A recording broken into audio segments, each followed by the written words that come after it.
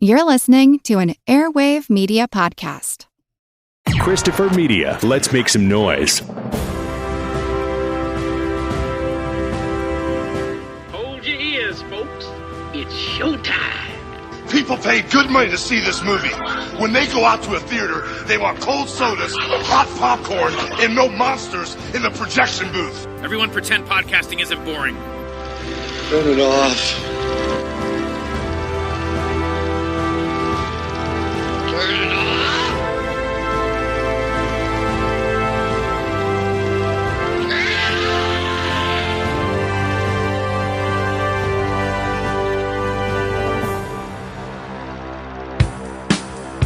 A full tank of gas, half a pack of cigarettes, it's dark, and we're wearing sunglasses.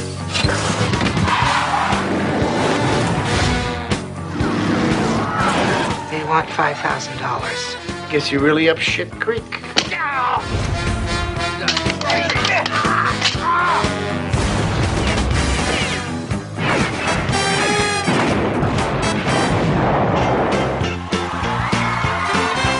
Are you the police? No, ma'am. We're musicians. Don't you guys ever wear blue jeans or jumpsuits like Wayne Cochran and the CC Riders? We're on a mission from God. Good to see you, sweetheart. You contemptible pig. How much for the women?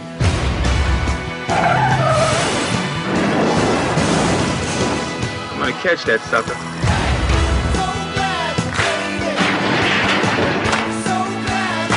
Excuse me. See two guys coming here, black suits, black hats. Send them down there. Thank you.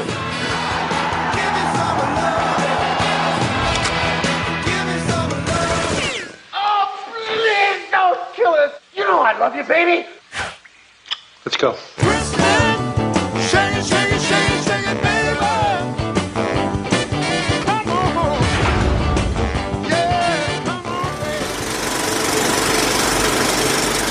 Welcome to the projection booth. I'm your host, Mike White. Joining me once again is Ms. Suzen Tekla Kruglinska.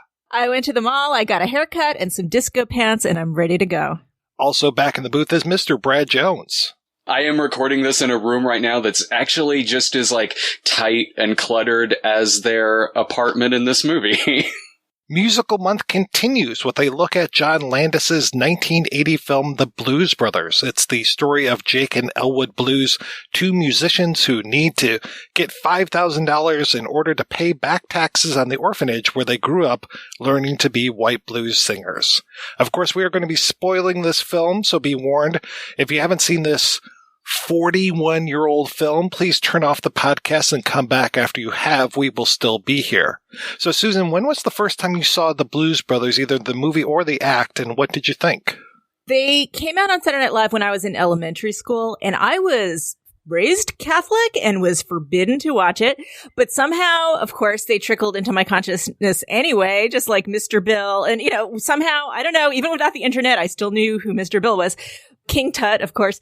And my brother owned the 45 of Soul Man, so we were already crazy about them before the movie came out. But I was just in 6th grade when the movie came out. Nobody apparently wanted to drive me to the theater, so I know I didn't see it in the theater because I would have remembered that. So I'm sure the first time I saw it was the worst possible way, which was on TV with commercials, edited for television. And then I'm certain the first time I saw it on the screen would have been college because I caught up on a lot of stuff. Seeing it really nice on the big screen in college. The first time I saw it was obviously the worst possible way, but have always thought it was a almost, if not perfect, near perfect or perfect film. And Brad, how about you? Complete agreement. The first way that I saw it was pretty much that exact same way. Belushi was God in our house and still is. And so when I grew up watching that era of Saturday Night Live in the 80s, it was when Nick at Night would do the best of Saturday Night at night. And then when I saw this movie, mid-late 80s probably, and again, it was a network television airing, and what I remember the most was the promo that they had before the movie.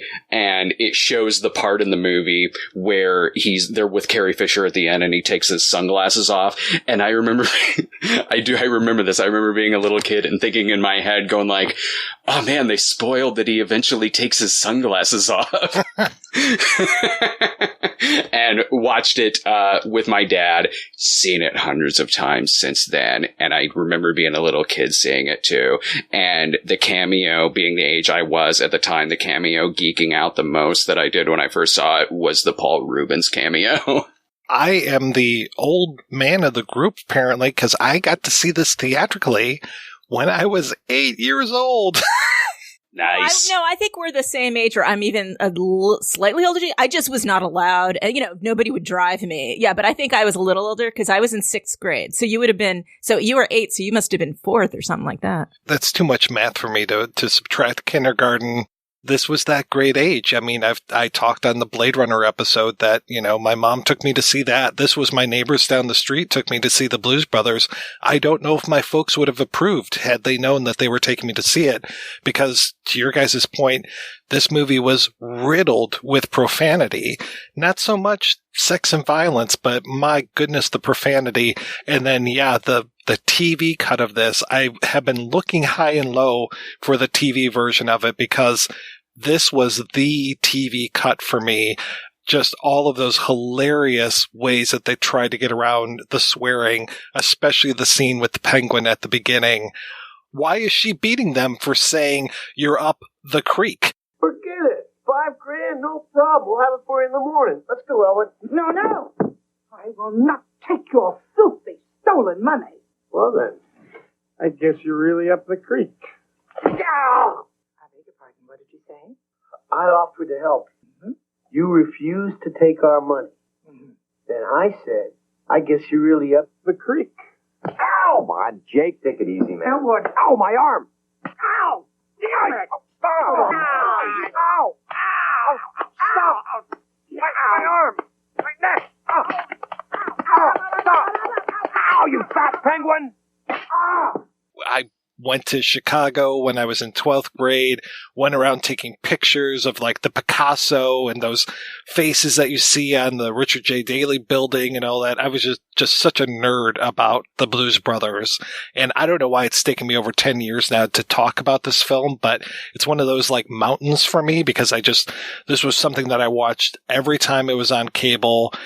Copied it from VCR to VCR. I think I taped it off of HBO even before we had 2 VCRs, maybe even on TV. I don't know how many people remember that. Just watched the hell out of this, and it has become such a part of me that, it would make its way into other forms of play. Like, not only was I playing Star Wars, but then somehow the Star Wars characters became like Jake and Elwood Blues. Well, it's just heartbreaking to have not seen those musical numbers for the first time on the big screen. Obviously, it is just heartbreaking. With my crap TV that I grew up with the, little tiny speaker in the corner, with the probably click, click, click change kind of dial. I mean, we did not splurge on electronics in my household. So it's really heartbreaking to think that I did not get to see that, incredible music stuff with full musical volume and, fully spread out on the screen. We weren't a religious household or anything like that. So watching this at such a young age, like with my parents, was normal. Like I didn't have to sneak around, and if I did see something like an R-rated comedy or an action movie or something like that, and I wasn't with my parents, I didn't really have to sneak. Like they didn't care. We were usually watching stuff like that on our own too. So this being F-bombs quite a bit in this movie was honestly pretty normal in our household. Not in like an angry way or anything like that. That's just how we talked, and that's just how we still talked. And the way that this movie is, with its vulgarity and everything, is so beautifully, perfectly Midwest. Like I'm not from Chicago, but I'm from Illinois, central Illinois. And the way that they interject so many of them, like especially that in sentences that don't necessarily need it, but it's there. Like when they get in the car, when the band gets in the car and one of the band members just goes like, "Hey, move over, God damn it." like that, adding that is so, like, I grew up with vulgarity being used in that way, and so it hits wonderfully close to home when I see that even that detail is so perfect in this film. Yeah, it doesn't feel gratuitous. I mean, it just fits their personalities so much that it just somehow doesn't feel gratuitous at all. Exactly. No, 100%. It's not usually used in anger a lot of times, other than like maybe Charles Napier when he's just like, don't you say a fucking word. And it's like, okay, there's a lot of force behind that one. Even that sentence, too, I could see my grandpa saying that, not even out of anger, just because, like, well, I think he just wants to take a nap right now. I was thankful for this episode because now I got to look into a little bit more of the history of the Blues Brothers. Like, I knew that they were part of Saturday Night Live, but I didn't know exactly how much a part of it. And I never realized until looking at stuff that Briefcase Full of Blues was actually out way before the movie came out. And I didn't know that that was such a hit that it basically helped propel them into this movie even more than their SNL appearances. Yeah, that I remember because we had this, my brother loved, I remember him buying the 45 of both King Tut and Soul Man. And it's such a great song. And we would, so we were playing that in my house all the time. So I do remember that being out before then and already. And I remember, certainly somehow I saw the Saturday Night Live performance of Soul Man, which I think is one of the wittiest visual musical bits you could ever see, which is, them kind of standing there, chewing gum, being totally deadpan. And then as soon as the groove kicks in, that dancing that they both do at the exact same time, it is so brilliant. My heart beats faster every time I see them do that. So, that was just so witty by itself. I mean, I wasn't even into like a lot of the other musical numbers from Saturday Night Live, but that just killed me every time. And so I was prepped for this. And, it really does break my heart that I didn't get to see it. That whole shtick that they had, I absolutely loved how Elwood would come out with the briefcase and then John would come like spinning the key and then unlock the briefcase and they would take out the harmonica and then Elwood like having to hold it. Like this is what, it gives us the power almost. It was like a talisman for these two guys. And the cartwheel. It's like that like puts in that magical element because you do not expect John Belushi to be able to do that. Like he does it like a cat, like there's no effort whatsoever. It's like he, the hand of God is just flipping him. And obviously he'd been doing cartwheels his whole life, but it kind of adds to that magical element to what they were doing. It almost feels like it's not possible. Growing up around here and being at a lot of different outdoor events, it was a very familiar sight in these parts as well, which I would see more so than I would their appearances on Saturday Night Live. Anytime there was ever like an outdoor 4th of July or summer event or a holiday event or something like that, whether it's in or around Chicago or in Springfield, Illinois, there will definitely be a couple of Blues Brothers there. Like around here, way more than you would see someone being Elvis. My brother-in-law, he and his buddy, they used to dress up like the Blues Brothers. My brother-in-law is like probably 6'4", and he's like a beanpole even now in his like, I don't know, 60s or whatever. And he and his buddy would dress up like the Blues Brothers and they would crash weddings. And they never got kicked out. People would just be like, oh my God, it's the Blues Brothers, and just welcome them in with open arms. Oh yeah. Why would you not want them there? I don't know why you wouldn't want them there. It'd be weird if they weren't there. And I can't really think of a better film 41 years later, looking at the Blues Brothers, these guys who are going against the Nazis, rednecks, the cops. I mean, this is like 2020 in a nutshell, right? Yeah, it was forward, obviously, because it just honored so much black music, but in a way that was totally integrated. The Wiz had come out very recently before that. There were a lot of, there were a few black musicals that kind of came out before that. Around then was like Sparkle and Thank God It's Friday. Those were around that time. And those were, incredible. But it is kind of very heartening to see this incredibly beautifully integrated film where, it was just so much because, the Blues Brothers were just so spectacularly big already. I mean, it was a little bit cheating that they had like the biggest selling blues album of all time when, obviously they were not nearly as talented as every single blues singer that came before them. So in a way, they did owe it to this music community to do this in some way. And they did it, spectacularly. It's a giant love letter to it. you can tell that that the writers had been listening to this for decades, and it's a giant film that definitely honors that. And and growing up with the movie, a lot of this music, this was the kind of music that my dad would have on too, but there was a lot of it that was still like introduced to me from this film and seeing it at such a young age, to the point to where even a lot of the hits that still get a lot of radio play today, like Aretha Franklin's Think, usually when it comes on the radio, when I hear it, I still immediately think back to the Blues Brothers, like most songs in this movie. I always have to think of those three women at the counter and their choreography, and especially when Jake and Elwood join them, and they're almost dancing better than the three women are. They specifically hired people who were not professional dancers because they wanted it to look like that. One of those women is Aretha's sister. I think it's the male woman, but I'm not absolutely sure. None of them look exactly like her, but one of them is her sister. The choreographer, Carlton Johnson, amazing. Like, simple choreography, but brilliant, just brilliant. And the Blues Brothers apparently kept in their act, like so much of what he did. It's wonderfully witty, along with being very wonderfully, honoring the retro, the look of Sam and Dave and all that stuff. They purposefully hired amateur-ish, obviously, people who had some chops, but not top-notch professionals, because they wanted it to look like that, which I think fits the movie beautifully, because also the acting is like that, because you have all these real musicians who were not actors acting. And so the whole movie is an interesting mix of amateur actors, amateur dancers, but all totally pulling it off. It's just something about the vibe of the movie that everything just fits somehow. It works perfectly.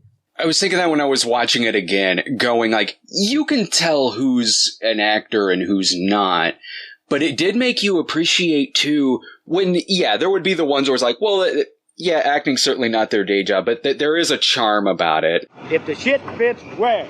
But also when one of them was pretty good, like Mr. Fabulous, I honestly thought did not give a bad performance in Shea Paul. I see why he's got this kind of standout scene here, because his acting is pretty good in this, and how he's reacting to the gross stuff that they're doing in Shea Paul. Aretha Franklin nails it. I think she's amazing. Like you cannot tell she's acting. She's just such a natural. She's great. Her comedic timing in that scene, and the one-liners from, again, the use of "God damn it" in the sense, go ahead, damn it. Like, the comedic timing there is really good. Yeah, that was the first time I ever heard the term Hasidic, was the two Hasidic diamond merchants, and for years I had no idea what that meant, and it took me probably until I was in my 20s to be like, oh, okay, because there were just no Jewish people around for me to know what Hasidic meant. For me, it was, because I'm sure when I saw it as a kid, I didn't know what that meant either, but so much of it is in the delivery, because I guarantee you, being however young I was when I first saw this movie, I didn't know what that soiled condom was. Right. But it's the delivery that I know when I was a kid, I would have laughed at that. Right, you just know it. You just know it's funny. You can see why he's been in so many things since then, and just he's got such presence just for such a small, thankless role, and I love everything that he says. One Timex digital watch broken. One unused prophylactic. One soiled. And that's one of the things about this movie, is it's just so freaking quotable, and there's just so many great lines, and the delivery, especially when it comes from Aykroyd and Belushi, is just perfect stuff. That might have something to do with that Dan Aykroyd overwrote the whole thing, like famously turned in well over 300 pages, and it was so thick they put a fake phone book cover over it. So the original script for the Blues Brothers looked like a phone book, because he had just written, had no idea how to edit himself. But I think, you have something like that, and then John Landis chipped it down like a Michelangelo chipping away at stone, and you just have so much material to work with. So I have a feeling that had something to do with it. That's what I love about his writing, too, is it doesn't matter what he's writing. He writes you an epic. He writes you a novel from how long this was. And Ghostbusters as well. Like so many of his scripts just being these kind of world building, like scripts that he turns in.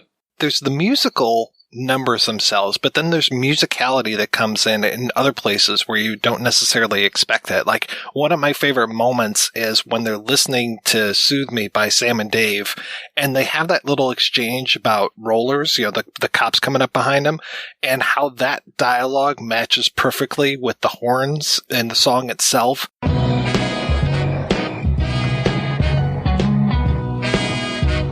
Shit. What? Rollers. No. Yeah. Shit. Or like when Trooper Mount says, I'm gonna catch that sucker. It's the last thing I ever do. and then how the do comes down, and there's that first beat of the Peter Gunn theme. And it's just like, that's so nice. It's just like these parts are musical, even though nobody's getting up and singing and dancing. It's brilliantly written and acted in a way that, and I know in the extended version and in the script that a lot of it is that there are certain things that are explained, but their performances are so subtle and nonchalant at how they're reacting to everything that you accept a lot of the more fantastical things about it with the stuff that the car is doing, and that they just kind of have certain items conveniently at the right time, like the glue and things like that. It's written and performed so well that you accept that, like, that's realistic that he's got this item on him just randomly in this particular moment. And with the dialogue is great as well, but also in their facial reactions and their body language. And through it's amazing too, and it's all through sunglasses that Belushi, and both of them, but especially Belushi, can be so good at just giving a look, even with sunglasses on, and a nudge and a turn of the head when they're in the restaurant and he keeps looking over his shoulder at the snooty family next to him.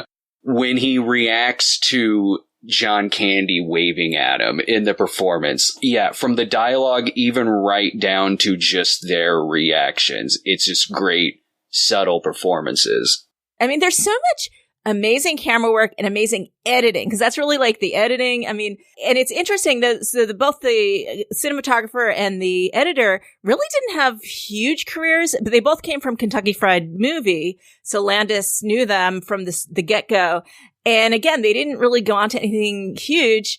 The cinematographer did Gods and Monsters. I think that was the only other big thing. And then Baby Geniuses and a few other things not worth mentioning. It is beautifully shot. I mean, the opening with those almost Kubrickian wide shots in the prison yard, and when he's standing in that doorway about to leave the prison, they're just gorgeous shots. And the way the light is and just the width of it and the symmetry of it. And then the edits during the music numbers. And I just think it's very innovative photography and editing, and it's way beyond, it seems, what he had. And so I assume that was Landis, really. I think Landis, really knew what he was doing. Brad, you mentioned the extended cut, and I have to say the first time I saw the extended cut, I just hated it because I was so used to where everything is. We all said we grew up watching this movie, and when you watch something over and over and over again, we kind of had this discussion on the Evita podcast last week, where it's just like you hear Patti LuPone singing something, then you hear Madonna sing something different, and you're like, oh wait, that doesn't hit me the right way. In this, you're watching it, and then all of a sudden, like Frank Oz says, black boots, and you're like, wait a second, that's not part of this movie. Or the guards are trying to wake up Jake, and it's like, no, that's not part of this movie. And just all of those things just rub me the wrong way. And I think I'm a little bit better. I rewatched it again yesterday, and I'm like, okay, I can kind of see some of this. But I have to say that, speaking of editing, none of that stuff that was cut out, to me, really adds anything to the film. Like, yeah, that's great. You get to see Dan Aykroyd or Elwood quit his job and say that he's going to become a priest, and that's where you understand that he got the glue and stuff. But to your point, Susan, the whole idea of like this magical realism of the film, I don't need to know where they get these things. I don't need explanations for stuff. So it's just like, it was a little George Lucas-y to me, where it's just like, okay, just keep the explanations out of it. All I have to know is they're on a mission from God. It seems like God has been looking down on them from those opening God's eye point of view scenes of, the Chicago Joliet area. I just need to know that they're under God's protection and then their car can fly. I don't need to know anything else. I don't give a shit where the stuff I love comes from. I just love the stuff I love. I felt the same way. I remember when I watched the extended version when it first came out, when it had that VHS, and we all watched it. And I remember not liking it, but also kind of feeling like I usually do when I watch something like that, which is like, yeah, I definitely don't prefer this, but I always watch that stuff more as a curiosity. You know what I mean? Like I'm watching this kind of as a curiosity, just to sort of see what was edited, what was taken out and then edited back in. And I remember when it was the scene where Elwood quit his job because he doesn't have his sunglasses on. And I remember we were sitting there watching it. I think we were in high school, maybe when the extended version came out, and all of us sitting there just going, this is weird. And now I think the most annoying thing coming from it is, even to this day, if I'm popping it up on television or on Vudu or something like that, I have to always go like, okay, I got to make sure I got the theatrical version. Because when you see it streaming, you always see both. Like even over on Vudu, it's like, oh, extended or theatrical. So it's like, all right, I got to 100% make sure that I've got the theatrical version. Yeah, I agree. There's absolutely not a single scene I can think of that added anything. There were excellent edit choices. I am always all for shorter movies and more editing because I think, that's a lost art and it was beautiful. This is just a great type movie. And yeah, there's the showing of the car, the Bluesmobile, going into that garage where it's electrified and it's supposed to kind of explain why the Bluesmobile is magical, right? It's where they park it at night. And it just, it's like, I guess Dan Aykroyd really wanted to show that. He felt it was necessary. But yeah, absolutely. When you see it, I had read about that scene before I saw it. And I just, it was boring. I mean, there was nothing, you didn't even really understand why it was there. So Landis did a good job of putting his foot down. And when you see an explanation like that, it's sort of like, okay, now you're putting me in a position where I have to say this doesn't make sense. And what he cut out were just like weird little moments most of the time. When they're at Bob's Country Bunker, there's a little extra snippet where Bob hands the list of songs that they're supposed to play to Tom Bones Malone. And it's just like, here you go. And it's like, what's this? Oh, this is the songs you're going to play. And then cut to them with the list on stage. Oh, these are just suggestions. I didn't need Bob actually handing the list to anybody. I just needed them with the list. So it was all like extraneous stuff. I love Bob. I love Bob and his wife. It's the whole thing's so beautifully cast. Like they're such minor characters, and I don't think either one of those actors, did much else. But they're just absolute perfection. What kind of music do you usually have here? Oh, we got both kinds. We got country and western. So many minor characters in it too. Is like they just stand out. A person can be in it for 5 seconds and you still quote them. Like you'll be like, oh man, I want to like you're sort of picturing their story in your head, like right down to the guy who wanted his cheese whiz at the hotel. Yeah. Yes. So that was the makeup artist. Oh, was it really? Yeah, the cheese whiz guy was the makeup artist, Lane Britton, Shotgun Britton. And he's this old-timey makeup artist who had, gone all the way back to Citizen Kane, like doing assisting work. And he did Tora Tora Tora. He did Porgy and Bess, like the classic one. He did some Abbott and Costello, Jack Benny. I mean, he's like legend. And they kind of drug him out for this because they thought he would click well with Belushi, apparently. I didn't know until tonight that the guy who says, yes, do you have this in Miss Piggy, is one of the stunt coordinators, and that he was there probably because they're about to drive a car through the wall. That I did know, because and the way that I first found out about that was how that stuntman tied into the Robert Blake trial. Yeah, when that was in the news, when that whole trial was going on, anytime he got brought up, it was a still shot of the Miss Piggy line. His claim to fame, I love it. We've talked a little bit about the musical numbers, but the stunts and the vehicular mayhem in the film, I mean, there are little things like driving the Illinois Nazis off of the bridge. Okay, that's great. That's a nice little car/person stunt. The jump over the bridge at the beginning. Okay, that's great. But then you have that mall chase. Like, here we are in the first act, here's the small chase, and it is just one of the best things that I've ever seen. And it just is timed so perfectly. I love all those little asides that they're doing, like Pier 1 imports, and Susan, you mentioned disco pants and haircuts, it's like, it's so good. Baby clothes. This place has got everything. But the way that it is with its cinematography, too, is like it's an epic version of all of these different genres. And Landis was so great at that. So when you see that car chase in the mall, it's like a lot of car chases, car comedies you'd see at the time, especially the Burt Reynolds movies, but on this big, epic destruction, even more so scale. And plus so it's shot like that, but even more extreme. Even other things too, like how when they go see the Penguin, and it's shot like a horror film, like it's scary. And even the car chase when they're going through Chicago at the end, if the stuff in the mall is akin to like a Reynolds movie, the car chase through the city at the end is like the French Connection. I'd say it's better than the French Connection. It's even more intense to me.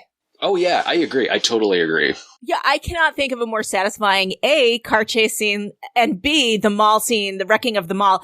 It's like if a 8-year-old had to make this up in a dream, like that's what you would do. The smashing of everything, the spectacular splintering, and they pick the best stores, the music store, the toy store. It's just like the most colorful, the bakery, and it's just everything is so thoroughly, beautifully smashed to smithereens. And again, like it's the cinematography, how they did it. And so they found an abandoned mall and just stocked it with millions of dollars worth of merchandise that they got for free mostly. It's just, what a project. I mean, the execution of this, my God, it's like people have compared it to, a war movie almost. There's so much going on. That's a great analogy, being like you're a kid playing with your toys, because I could see myself being a little kid playing with all these toys in this city thing and making the heart, heart, heart, heart sound that all of the SWAT guys are making at the end. Like, even if I didn't have the context of the movie, I could see myself doing that with my action figures as a kid. The stunt driving itself is so well done. Going back to the mall again, just there's one moment where I think it's one of the cop cars is coming by the front of a store and just manages to like sideswipe all the front of the store and then kind of go back to normal driving for a second. And so it just breaks the entire front of the store, which is all glass. And it's like, oh, that is so nice. Just so much broken glass in that. It's so satisfying. It's like the satisfaction you get when you watch an old disaster movie or like Earthquake or something like that. Like it's that little kid satisfaction you get of watching all of this glass breaking. This month we've been talking a lot about musicals and as far as how the songs, are they extraneous? Do they move the story along? And I think there's a little bit of everything when it comes to this, because there are things like Think, which really, that's how, Matt's wife is feeling. And she's, using this song to express how she is. And then you get like the Old Landmark, which is like this amazing gospel song. And then you get the moment with the Elmer Bernstein music coming in and inspiring Jake and eventually Elwood to their quest. And then you get other things like at Ray's Music Exchange, where it's just like, okay, well, it doesn't necessarily move the story forward, but it's a fantastic moment, and the movie would be much poorer without it. Because it also makes those parts too feel like you're at a really great concert film, and you can even at that time, you could easily see how that same exact thing could be done bad, because the movie was released the same weekend as Can't Stop the Music. So same day as The Apple, by the way. Wow. Yeah. Nice. So you really had a really wide range of musicals that weekend.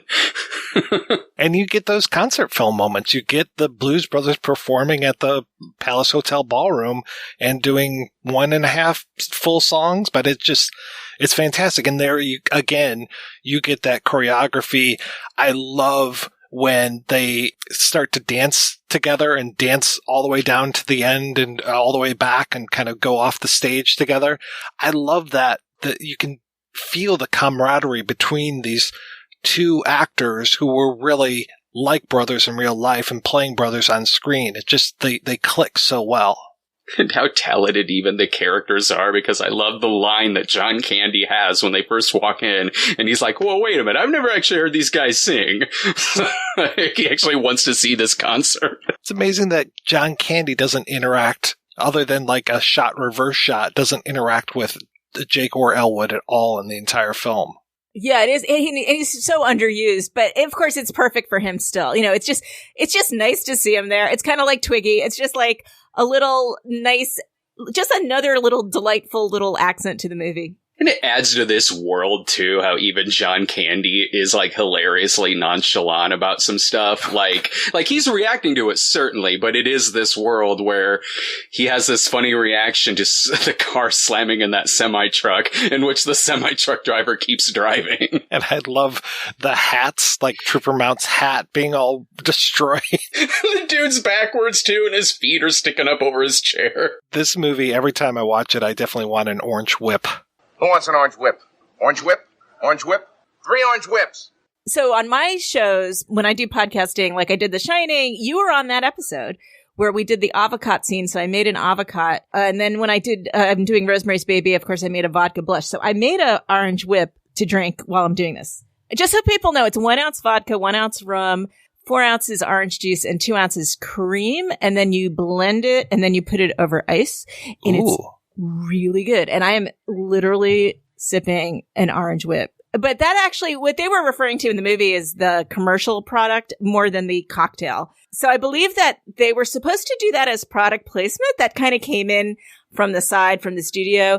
And John Landis said to John Candy, like, just somehow get the words orange whip in this movie. and he improvised that. And it's such a brilliant little perfect. He did it perfectly. I mean, because it's memorable. You just remember that. He does it so wittily, you know, just completely spontaneously. Anyway, I do recommend, I'm drinking it right now as we do this, the orange whip. Everybody do it. It's so memorable that when I was a little kid and he says that, what I was picturing in my head as a kid was something akin to like an orange Julius. Yes. Exactly. To the point to where even now, it's like, I know he's talking about an orange whip, but even now, when I see an orange Julius, my head goes back to that line, even though it's not the same thing. And what gets me is the finger pointing, and then the circle, and then the point down to the table. I love that. This is one of those films where you just memorize it as you watch it. And it was so strange to me to go back and read some of the earlier drafts of the screenplay and to see a couple differences in there. After Jake gets out of prison, there's a scene where basically they drive from the prison, just almost like turn the corner and pull right into a whorehouse. And then they get out, they go in. There's a couple of sex workers in there, and Elwood does not drink or eat anything other than dry white toast, but they do offer him some tea. And so they go and they put the kettle on. Jake picks one of the women, takes her back in the back room. By the time the kettle goes off, he's done already, and then hands his envelope full of $23.07 to the madam, and then they leave. I'm so glad they didn't do that. This is really a totally kid-friendly movie, except for the curses. I mean, you take out all those curses, and kids nowadays are used to curses. I mean, let's face it. Yeah. I would love, if I don't have kids, if I had kids, I would love for them to see this movie because it's really got so much heart. It's very moral, you know. I mean, didn't you say the church or the Pope blessed it or approved it? Is that right? Yeah, I had read that, and then in that new Belushi documentary, there's even a shot, and I think it's John Paul II on the set, but I had heard that the Pope visited the set and blessed the film, and yeah, there's a picture. If it's not John Paul, it's definitely a pontiff of some sort. And I was just like, well, that's not in the movie. And then I realized, oh no, this is a behind the scenes still. Well, it really is. It's a sweet, sweet movie with a ton of heart. I mean, obviously you want your kids to learn about this kind of music. But you know, there's really nothing in it. And so that whorehouse scene just would have brought the whole thing down. And I know we're going to talk about Blues Brothers 2000 a little bit later, but man, they throw in a strip club and it just kills you. It did not age well at all. And it's not even that old. I would so show this to my kids. I absolutely would. Because, I mean, I grew up, like, I wasn't the only, like, little kid around that time and in my age group who grew up watching this from a young age. Like, no, back then, like, yeah, it's an R for language and everything like that, but none of us really took that as meaning adult film back then. Because, again, like I said, we just all talked like that anyway. Or maybe not me at, like, 4 years old, but my parents sure did. Well, and the violence is all almost literally cartoon violence, like especially Carrie Fisher shooting rockets at the transient hotel, blowing up the transient hotel, using a flamethrower on those propane tanks, and they never get a scratch on them. Nobody gets hurt in this film. Except the Nazis actually, I assume they died. I assume those Nazis died. But otherwise, I mean, Jake and Elwood should have died from that telephone booth rocketing into space and falling to the ground. And of course they didn't. So it is absolutely like a Bugs Bunny cartoon. I mean, there's no difference. They should not have survived that. But I do think it's implied that the Nazis are dead. I'm pretty sure. I always took it that way too. I always took it that way as well. I think just in the line where he goes like, "I've always loved you." They look like in their face like they are about to die. Well, and if anybody deserves it, it's definitely those guys. I mean, of all the bad people in the movie, they're the ones that get it the worst. Thinking about it, as young as I was when I saw this for the first time, I guess this would have been my first introduction to Nazis as a kid. And they really dropped that car from like a helicopter. You know, they really filmed it by dropping the car, you know, from many, many, many stories above and just kaboom, you know. Yeah, I love that. And I love too how after it drops and then you see it had dropped right in front of Jake and Elwood's car and how he has to do that and like jump over again. It can jump whenever he needs it to jump. That horribly sad moment near the end of the film when he gets out of the car finally and the car just completely falls apart. It's one of the saddest moments ever on film. It is, man. I was so bummed out when I still get bummed out when I see that. As a kid, it's like, well, I didn't watch Old Yeller much when I was a kid, but I watched this and I feel like I had the reaction that other kids did at the end of Old Yeller. Being a fan of vehicular mayhem, I mean, this movie is just so full of so many good things and so many good stunts. I mean, just jumping the car whenever it needs to. And this scratched that Dukes of Hazzard itch before I even knew that I had one.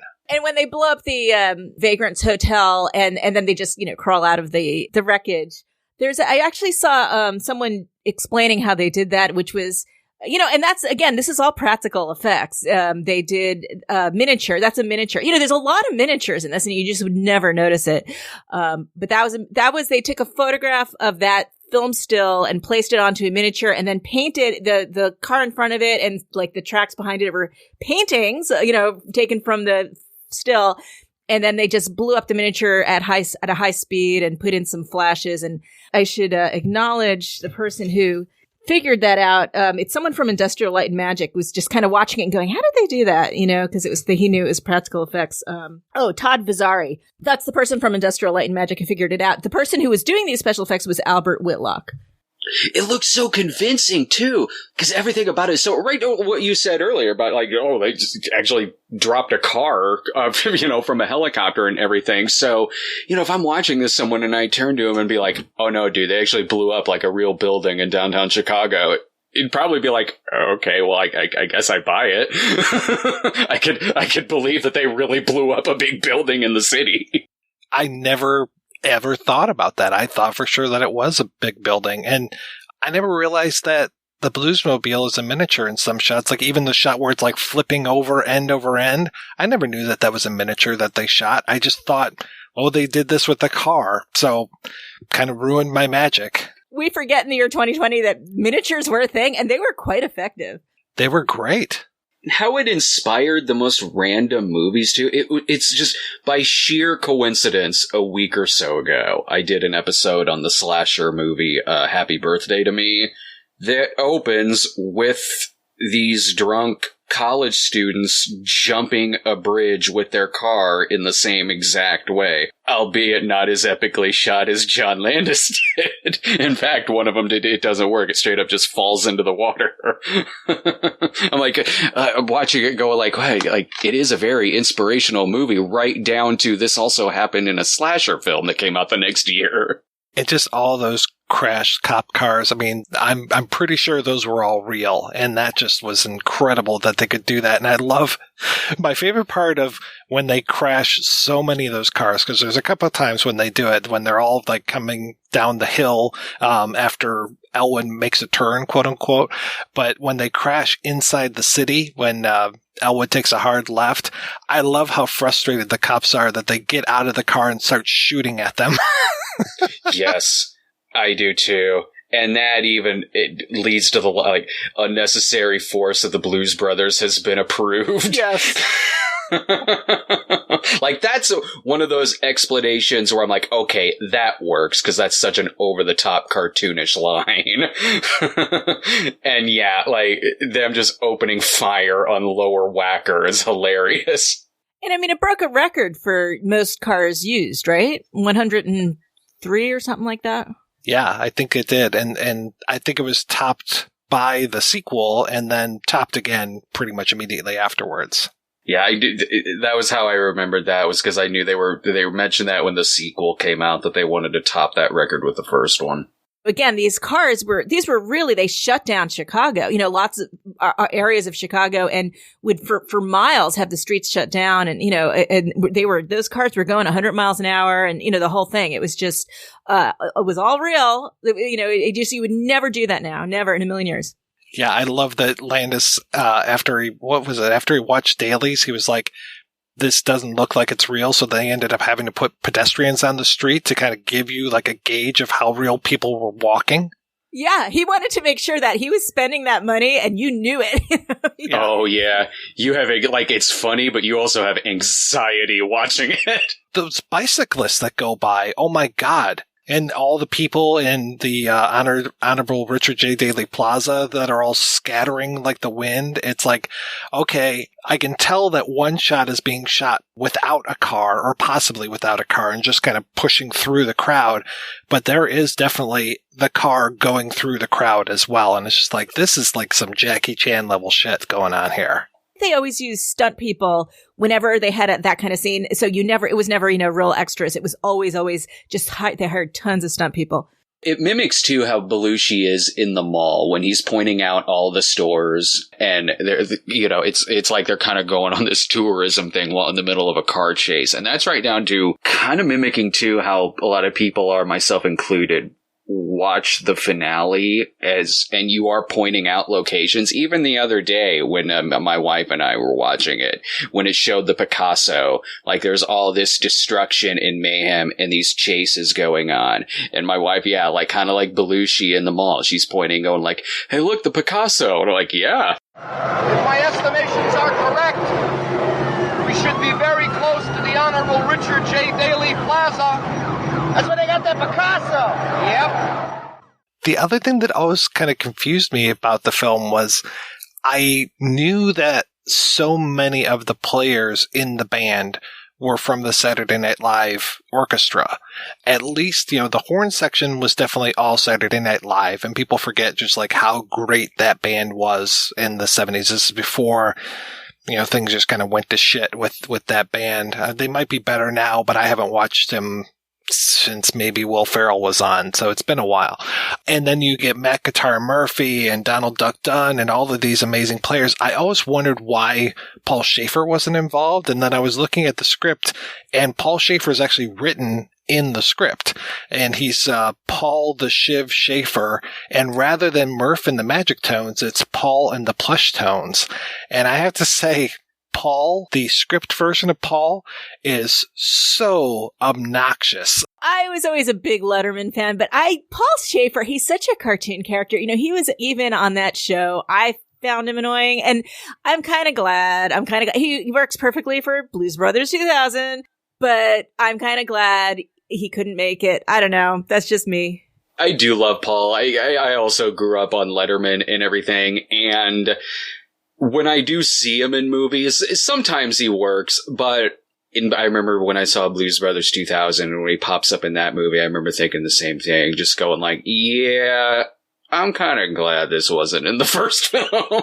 The way that this episode came about, like I said, this was one of those mountains that I dare not climb because I just love this film so much that I wanted to give it its proper respect. And what really started this whole process was a few years ago, I found 3 songs. I think it was out on archive.org, and it was like, these are songs that weren't on the Blues Brothers soundtrack. And it's Murph and the Magic Tones doing Just the Way You Are, Quando Quando, and then the Blues Brothers doing Sink the Bismarck, which is one of those scenes you'll hear later in the show. John Landis talks about how there were certain scenes that were shot and then cut, and then there was another cut, and those first things that were cut were basically thrown out by Universal, and that's one of those scenes. Sink the Bismarck was, I am pretty sure they would have sang that at Bob's Country Bunker, which would have been almost too many songs because you would have had Rawhide, Sink the Bismarck, and Stand By Your Man. And I think it just works better that Elwood says, sorry we couldn't remember the rickety old 97. Oh, why, hell, you guys can learn it next time when you come back. Okay, I didn't need to hear a third song, but seeing those songs, I was just like, oh shit, yeah, there's more music out here. There's more, like seeing that there is like an extended soundtrack that's out there that has Stand By Your Man on it. It's like, I had kind of checked out of the Blues Brothers for a long time and didn't realize that people had been unearthing things along the way. And so it's like, okay, now it's time for me to dive back in. It makes you appreciate how tight all those musical numbers are, too. Even when you do watch the extended version that has a couple of extended parts of some of the musical numbers, it does really make you appreciate the editing that went into the theatrical version and just really how tight they were, right down to taking out just a couple of lines that were in the extended one. And I think there's at least one verse of Stand By Your Man that is cut completely. And it's like, okay, yeah, that works. I just need to see the happy couple up front hugging each other and then the guy in the back who's crying in his beer. Yeah, I love that guy. I love that they throw beer bottles even when they're happy. Right. That's another one of those lines that I love, and Blue Lou Marini doesn't necessarily get too many lines in the movie, but when he looks up and goes, chicken wire? I now have a favorite thing about that scene now, too. Like, when I watched this again the other day, watched it with my wife, she'd never seen it before, and one of the things, she liked the movie, but one of the things that she reacted to the most was in that scene, when Bob comes up to get their bill for the beer, and I was like, oh, we thought it was complimentary. And Bob's like, oh, no. My wife is sitting there and she goes, well, that's bullshit. Yeah, you really feel for them. You really do. Speaking of the extended universe, I want to highly recommend. I got my hands on the book Blues Brothers Private, which came out right after the movie, thanks to my friend, New Yorker cartoonist Joe Dater, who had first edition copy because he bought it as soon as it came out. And it's a book that Judith Jacqueline, Belushi's wife, and Tino and Insana, who had been in Belushi's original comedy improv group when he was really young, when he was just out of high school. So Judith Jacqueline and Tino Insana put together this book, and it's just wonderful. And it's just a kind of National Lampoon-esque fake folder full of all of the information. It's as if you took the file out of the orphanage that was in the file cabinet of Mother Stigmata. And, we're flipping through her files, which includes their childhood records and police reports. And then it has the all the files, in the end on the band members, newspaper clippings, flyers for like James Brown's church, and, a newsletter from the Nazi party. And so great. And you learn all of this, fake back information about their story, which includes Jake's mother, whose name was Artesia Parageorge, who has no recollection of, she murdered somebody. She has no recollection of that. She has no recollection of getting pregnant, and she died in childbirth. She would have named the child Jake, even if it was a girl. And so that was his mother. Elwood was dropped off to a newspaper stand man. Someone just pulled the car up, bought a newspaper, and handed the guy a baby, which he brought to the orphanage. You know, it has their records. Again, Jake shoplifted a 5-pound roast beef when he was a teenager. He ended up in juvie, stole a truck. It has the wedding invitation. Oh, wow. Yeah. It has her real name, which is Camille Zdetkalik. That's Carrie Fisher's real name. It's almost impossible to pronounce. And it has a review of their performance at the Country Bunker, a newspaper review. It is so great. So I just cannot recommend that enough. And it's the funnest thing I've ever seen. If you love this movie, you got to get it. That sounds really cool. That sounds incredible. I didn't even know that thing existed until I was doing my research. And then I was just like, oh my God, I have to get my hands on it. And then it was like, oh my God, it's like 3 days before we record. There's no way I can get it. Yeah, I was so lucky because my friend Joe was just like, oh, I have this thing I have to give you. I have to give it to you. I was like, thank you. And I actually, because of COVID, went to his apartment and he like put it at the doorstep and I picked it up like just like it was a top secret document. We didn't even see each other when I absconded with it. So there you go. Thanks, Joe. I feel so bad that Carrie Fisher doesn't have a name in the movie, that she's just Mystery Woman. I kind of like that. I kind of like it.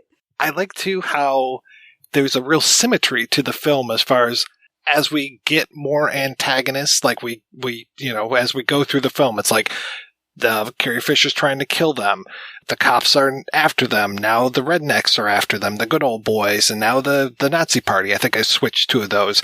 But then how at the end of the movie, it's like, now we get rid of Carrie Fisher. Now we get rid of the Nazis. Now we get rid of the good old boys. Now we get rid of the cops. Again, I switched it. But it's like, I love that there's that symmetry between the beginning and the end, and that you have just all of these people that are after them throughout the entire film. Elwood is also kind of an audience avatar there at that one point when it all builds up to Carrie Fisher shooting at them in the tunnel, and then they duck, and you've seen her a few times before then, and then seemingly beforehand it doesn't even come across like they're even aware she's there. And then when she shoots up and they duck, Elwood has that line of, who is that girl? Like he's almost kind of the audience at that point. No, I love it. I love it. It's such just a added layer of it's just a spice in the movie. Like it didn't have to be there. You wouldn't miss it if none of that was in there. You wouldn't notice it. You wouldn't miss it. But like, there's no heaviness to it. It's just perfectly done. And I like too that it does add a little bit of backstory there, that at one point Jake was engaged to this woman and then just like disappeared on their wedding day. And even thinking about it, you're like, I think I sort of understand where he's coming from, and that like, man, here's someone who's like blown up an entire building of people to kill this man. It's like, and she's talking about like, I think in the extended version, she even mentions like her dad was part of the mafia or something. So I'm like, okay, thinking about that, it's like, all right, I sort of understand why he would like disappear as opposed to like having a conversation with this person. And it's also totally believable that she's psycho enough to then just immediately fall back in love with him and just be like, okay. And that like he does that with his eyes too, where it's like he takes his glasses off, does a thing where it's with his eyes, which alludes to like he's done this before. Like he knows this move is going to work. I love Elwood when he props himself up on his elbow and he's watching them. Like he's the audience again, to your point, Brad. He's kind of like, okay, how's this going to play out here? That's true. Yeah. Yeah. And it's like, how did you let it get that far, Jake? You know, and at least she has a very successful business. This was the first time I had heard that joke of calling a beauty salon Curl Up and Die, which was nice. And she was engaged to Dan Aykroyd, right? Yeah. During this movie, yeah. Yeah, I'd heard that John Belushi was just like, you two would make a cute couple, you should go out. And I'm not sure what state she was in during this, because I know she had plenty of substance abuse problems. And then, of course, with Belushi having just a ton of substance abuse problems, there's a couple shots where I'm like, okay, I think he might be on stuff when he's more plugged up. There's a few times, like he sounds like he's nasally, and I'm like, I wonder if he's on something here. I was kind of thinking that too, like, cause having gone through my shit in my 20s. When I was watching it, I was kind of looking for that in some scenes, and there were a couple of parts where I was like, well, not really in his, I couldn't really tell in his delivery or anything like that. There were a couple things like where he'd be sort of sweating, and I'd be like, he's not fidgeting or anything like that, but you can see some sweat on his face in a couple scenes where you might not think that there would be otherwise. And I remember thinking, I'll bet you that's probably real. Landis had said that it was fortunate that they wore their sunglasses through the whole thing because of his eyes. He did a lot of coke. And so was Carrie claims that John, and one interview, now these people always are changing their stories, but in one interview, she said that he had actually, Belushi had actually turned her on to coke during this film. And she definitely had problems during this film. But he really had problems. And when they did that scene where he took off his glasses, Landis apparently had said to him, we're going to be doing this scene, so stay clean for, at least 24 hours or 48 hours so your eyes look clear, because it had been that bad. And at one point, he had walked in his trailer and there was like a mountain of coke, and Landis had like flushed it down the toilet, and they both were sobbing. I mean, it was this really, they went through a lot of, apparently, I know you interviewed Landis and I haven't heard that interview, but I don't know if he gets into this, but clearly, from some of the interviews I read, they really went through a lot dealing with his problem, and Landis, was in tears over it at one point. Yeah, I always wondered about Joe Walsh being in it, because I think Joe Walsh was friends with this guy, Smokey Wendell, that they talk about in the Belushi documentary, that Smokey Wendell was the guy who eventually was assigned to John to be like, not quite a bodyguard, but basically be the guy to keep him off drugs and to like really enforce, like, stay away from drugs, and was there constantly. And the Belushi documentary is really sad, because it's like, okay, and then things seemed to get better. Smokey eventually went away, and then John immediately got back on drugs. And it's just, I don't know if you guys have had a chance to watch that Belushi doc, but just to see all of these people that surrounded Belushi that were just enablers, and all of the people that were just like, hey, I did coke with John Belushi. So they're like bringing him vials of all of this stuff and all of these different drugs. It wasn't just cocaine. He was on a bunch of different stuff, and just like, we loading him up with drugs. He was like a pig in slop with it. Yeah, it was great seeing all of that and all these stories with the right people talking about it and the right context for a lot of these stories. Because, when I was a kid before then, it was just that terrible freaking movie Wired. Holy crap, man. So, yeah, like I remember that tried doing like the on-set stuff between Landis and Belushi, but it's that movie, so it was portrayed stupid. I never caught Wired, and now I'm like half... Oh, you never saw it? I'm so half tempted to like find it now and splice in that scene right here. John, you're killing yourself. This is economically unfeasible. Now, don't do this to my movie. Don't do this to me, John. Don't do this to Judy. Don't do this to yourself.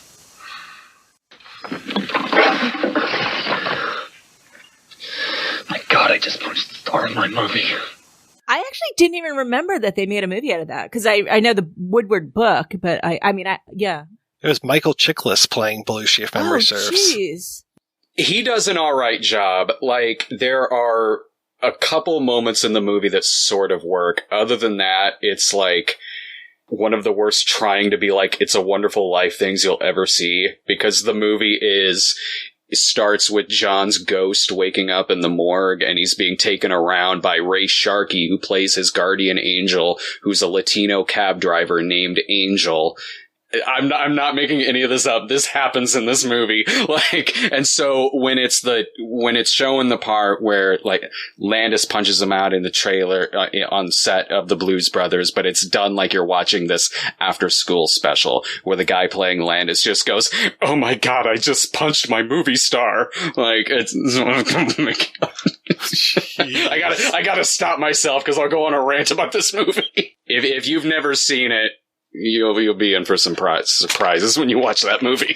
They used a clip of that in the Belushi doc, right? Of him getting up in the morgue, I think?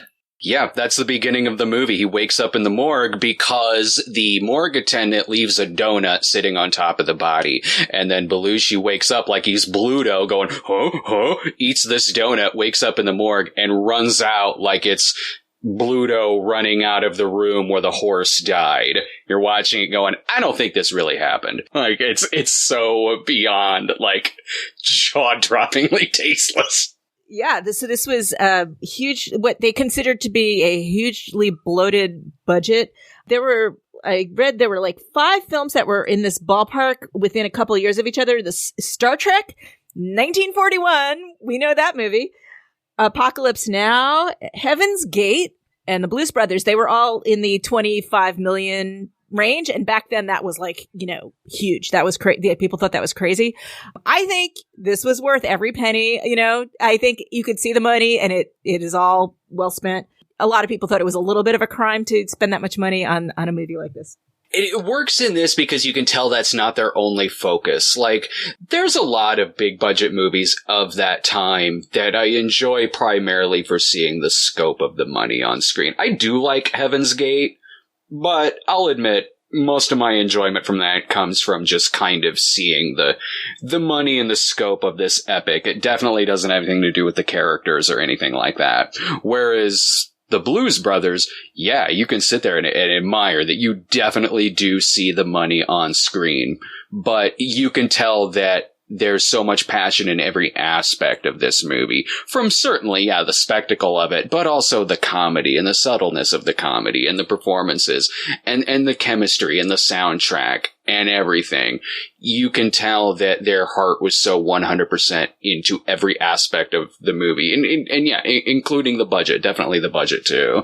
Yeah, I was reading an article and I can't remember, I think it was Michael O'Donoghue, famously from SNL and Mondo movies, and he was making fun of Belushi for being in this because he was also in 1941. And then I remember reading too that people were calling this 1942, like it was going to be the next disaster.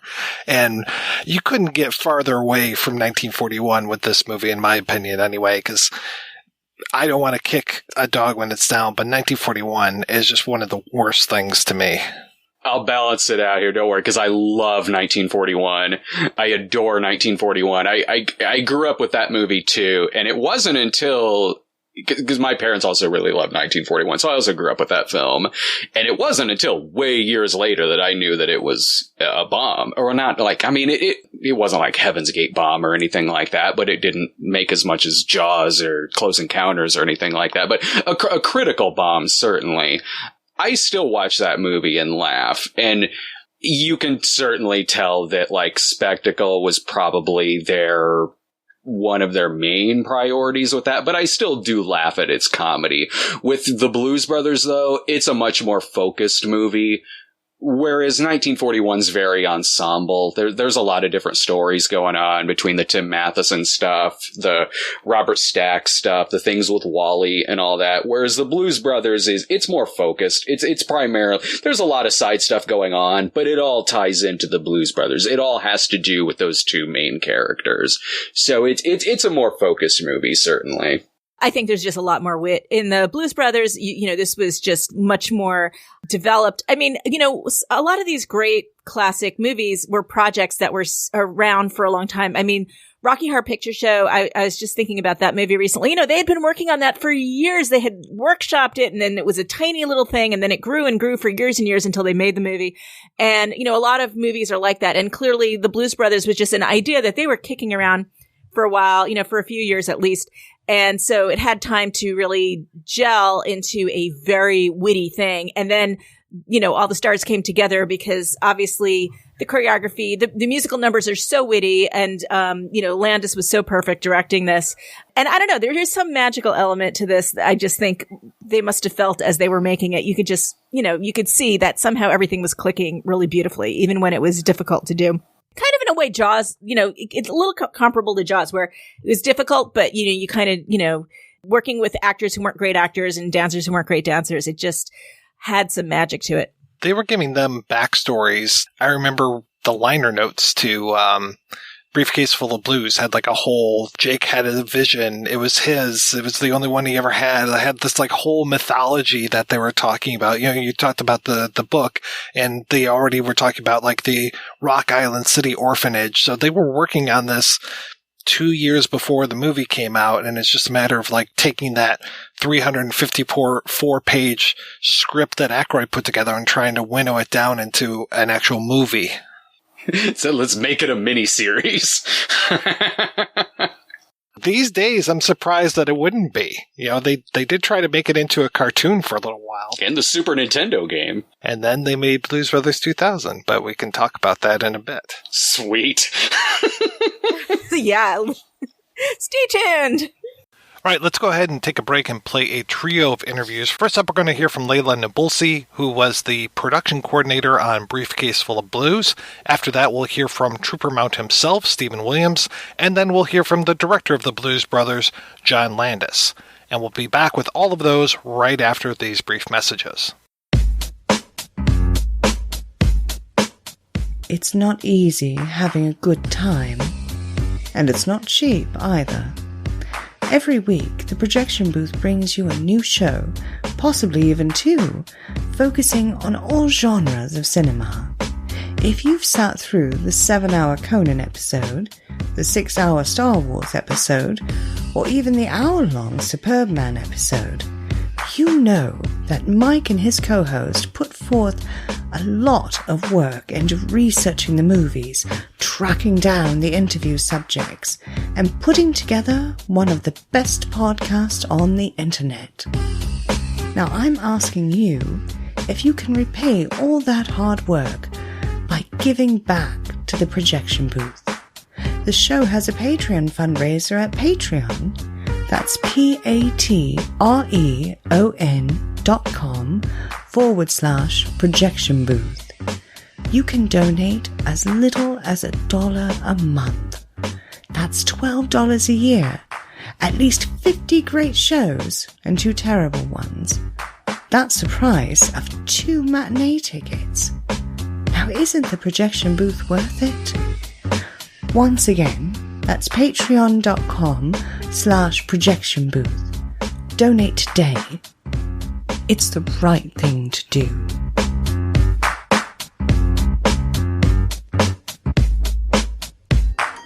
Dusty McGowan's latest book, The Devil is Alive and Well, the auteur's cut, is available now in paperback, Kindle, and audiobook. Mental illness, isolation, and death? Now, that's my idea of a good time. Does the devil himself spend his off hours in dive bars? Where do Egyptian mummies go when they just can't seem to pass away? These and many other important questions are answered in this collection of stories that blend magic, realism, and dark comedy. The Devil is Alive and Well, the auteur's cut, may be found on Amazon, Apple Books, Audible, and all fine booksellers. The new streaming service, Film Movement Plus, opens up a world of award-winning entertainment, including some of the best films from around the globe.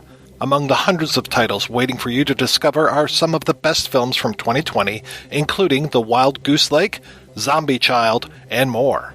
Available on Roku, Apple TV, and Amazon Fire, as well as streaming online and on mobile, Film Movement Plus is priced at $5.99 a month. But, as a listener of the Projection Booth, Film Movement Plus will give you a 30-day free trial, plus the next 3 months at 50% off when you use the promo code PROJECTION. Sign up today at filmmovementplus.com. And for one lucky listener every week this month, January 2020, I am giving away a full year's membership to Film Movement Plus. Be sure to follow us on Twitter at ProBoothCast.com for more information on how you can get this great prize. I'm Chris Cooling from Forgotten TV, and you're listening to The Projection Booth, the ultimate movie podcast. Welcome to the interview portion of the show. First up, we're going to hear from Laila Nablusi, who was the production coordinator of Briefcase Full of Blues. She was also the president of the Blues Brothers. You'll hear more about that during the interview. There's also a bonus interview with Laila where you can hear more about her career and her part in making Fear and Loathing in Las Vegas. And you can download that probably the day that this is available. You're almost like Zelig. Like, I look around and it's just like, oh, here's a picture of Laila and she's with these folks and here she is over here. And it's just like, I want to know your story. I want to know where you grew up and how you got involved with all of this stuff that you've been involved with over the years. I did not grow up around any kind of show business. My dad was Arab. My mom was from Kansas. They met at the University of Missouri. My dad came over on the boat and he ended up getting his doctorate in economics at Georgetown University, and they married when they were 20, lived off campus. They actually eloped. It was a big scandal, in those days, to marry a foreigner. They had me when they were quite young, and they were like 25 or something, and we lived in the East Coast near Washington, and then my dad eventually started working for the United Nations, and he worked for the United Nations for the rest of my life, and or his life. We moved around a lot, and we would go back to the Middle East every other summer. And then every other summer we'd go and visit my mom's family in Kansas and Missouri. So I had two cultures. My dad was very intellectually, he loved reading all kinds of books, and he turned me on to a lot of stuff. And he knew, there was always music, and there was a very artistic strain in the house. And both my sister and I were pretty artistically inclined. But both my parents worked in that environment, like my dad at the UN for the and he was sort of in the diplomatic corps of the UN and the UNDP, and then he ended up running the United Nations Volunteer Program. My mom got her library degree from home when she had the kids, and then she ended up working for international trade. And for a little girl from Kansas, she was one of those people that got out. She wanted to see the world, and so we traveled, and so that was kind of my upbringing. I was exposed to a lot. I remember my mom taking me to see, this is going to date me, but Carol Burnett in The Entertainers, in New York. And I was drawn to theater, and I was always drawn to that kind of thing, but I was incredibly shy, so I never really was in any school plays or anything like that. I was mostly like writing my own little books and things like that at home. And I was playing piano, and I was into music. I was really into music, always following the music of the day. And by the time we moved to Morocco for 2 years, I went to boarding school for my first 2 years of high school in England. And then my last 2 years of high school, I came back to New York City. And that's where they had moved back to the city by then. And I went to the UN school for 2 years. I was basically playing hooky a lot, going to concerts.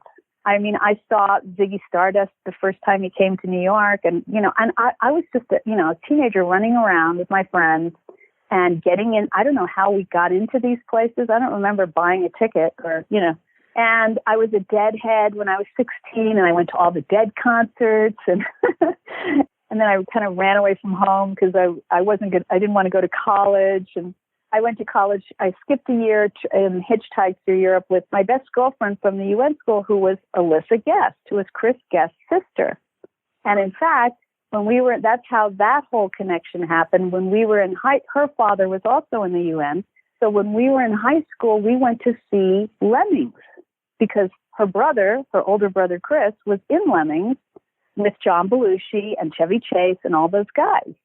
Well, anyway, I ended up going out with Chris Guest, and then we went up to the Lampoon. We were at the Lampoon Radio Hour all the time, and that's where I met Belushi in the Village, because there was a whole bunch of people through the National Lampoon that all were friends before Saturday Night Live happened, and that was sort of the gang. And I lived in this tiny little studio apartment on Perry Street, and John and Judy lived on Bleecker Street, literally between Charles and Perry, around the corner from me. And everybody else lived in the neighborhood. And in those days, we would all meet for breakfast, or we'd all figure out what was going on that night, and we'd all meet up, or there was several places people would hang out. But we didn't have cell phones, and we didn't have answering machines. I mean, I think eventually we did, but you know what I mean? In those days, you were just like hanging out, and you would run around and you'd run into each other, or you'd go up to the radio hour and then you'd go from there, and it was all kind of organic. When I broke up with Chris, I became really good friends with Belushi and Judy, with his wife. So we became kind of best friends. And then Saturday Night Live happened quite shortly. And so that became a bigger pool of people. And I was like the kid on the block. I was really much younger than all of them. But I wanted to work. I had a sort of work ethic from my dad and, what are you doing with the rest of your life? And since I knew I had studied acting when I was 19 for about a year, I was too shy and freaked out to be an actress. So I ended up just I worked on the Saturday Night Live book. Somebody drafted me into that. And then John did a short film with Tom Schiller. And then he had me work on it with them. And he sort of gave me to Tom Schiller and said, here, put her to work. So Tom taught me everything about making short films. And so I did that. And I made all these short films with Tom, which was really fun. So we were kind of a duo. And that was it. I was either hanging out, with John and Judy and Danny and all those guys, or Schiller, and up at the show. And that became, it was just a 24/7 kind of, it was like, I say it's kind of was my college. My college was Saturday Night Live, which doesn't really set you up for anything. Late night comedy, live comedy doesn't really give you equipped for anything else in life. But no, I was very grateful. It was really, I could have just hung out and been a friend, but the truth is I wanted to do something. I wanted to work, and I had a certain talent for what I didn't realize was sort of producing in that time, of just, putting things together and running around and getting people together, and everybody seemed to be okay with me, and I'm pretty funny. So I guess that was it. But it was an education in comedy. I mean, you had to be able to hang with the boys, and you had to be able to hang out when it got heated in the kitchen. You couldn't have too many sensitive feelings, about stuff. How did you get involved with the Briefcase Full of Blues album?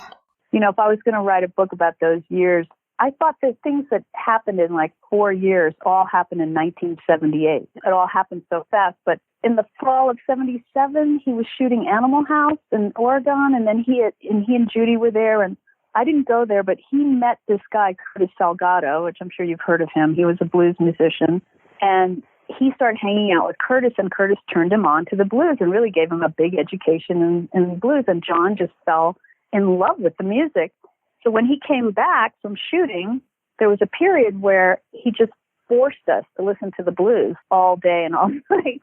I mean, Mitch Glazer and I had that joke where we'd leave John's house at 4 a.m. and we'd both look at each other, and our joke was, we hate the blues, but really it was just because we had to listen to it 24/7, And then John just, wanted to sing the progression was he liked jumping up and singing stuff. And then we were always going to hear music in town. So we would go to the Lone Star or any of these places. And John would just, if there was a blues band, like Delbert McClinton would come to town, or one of these people who would come, and John would go, hey, I know a song. And they would know the song, of course, one of these classics. And so he would jump up and just start singing the song, And it was just our way of having a good time, quite honestly. It wasn't like anybody was thinking about, being the Blues Brothers. And then they had done a B sketch where they were kind of Blues Brothers guys, or something, even though John hated those B costumes. And the other thing is, I kind of think it was a way to draw Danny back into the fold a little bit, because he and Judy had gotten married, and Danny was kind of like, they're married now and we should leave them alone. We're like, what are you talking about? And John would just say, come over and play the harmonica, in the blue, so then he would get Danny to jump up with him when we would go out and, accost these poor bands, who were quite happy at that time to have us there, because John was getting famous at that point, I guess, a little bit. But anyway, it was just, for us, it was just fun. It was the sort of natural progression of getting so involved in a certain kind of music. And if you're a performer like John, and he liked to sing, he wanted to see what that felt like, and have fun with it. So he did. And then we kind of did this Blues Brothers thing from the fall of 77 to April 78, in the spring. Then we did Saturday Night Live. And so the Blues Brothers, because then they started doing this thing where they would kind of warm up the crowd before the show. And then we started getting into this whole idea of the Blues Brothers. They were brothers, and they would wear the shades. It was kind of just a made-up thing that we kind of all did together, And Judy and I went and bought the handcuffs for the briefcase, and we were always running around doing, they they were working on the show, and we were always running around doing all these things like, let's get this together, find some handcuffs, and we'll run out with a long chain. I remember that. And so they did that. And then really what happened was that it was at the Lone Star one night, this club, the Lone Star in New York, and Michael Kleffner from Atlantic Records was there, and John and Danny jumped up and did their usual thing, right? And Michael Kleffner said they should do an album. And so he went to Ahmet Ertegun at Atlantic and said, these guys were Saturday Night Live, and they were singing the blues at this thing, and he talked him into doing an album, giving us, I guess. And what he did was he booked the Blues Brothers, quote unquote, which didn't exist as a band at the time, to open for Steve Martin at the, for 9 nights at the amphitheater. And John this was our present at the Animal House premiere. That was July. So by that July at the premiere, John said, I have a present for all of you. We're going to do the Blues Brothers. We're going to make an album. We were like, what? And he said, Judy will design the whole thing, because she was a designer, so she was going to design the look and the, all the stuff. And Laila, you're the president of the Blues Brothers, which meant I had to do all the arranging work, and then Mitch, you'll write the liner notes, you'll write the liner notes for the album. And that was our present at the Animal House, premiere. He told us that in the hotel before we went to the premiere. So we were like, okay. He goes, we have to get a band together. We're like, the funny thing is we just sort of made up our own thing, We didn't know we weren't in the music business, we weren't, it just came out of our love of what we'd been already doing, just for fun. So here's your present. It's a ton more work to do.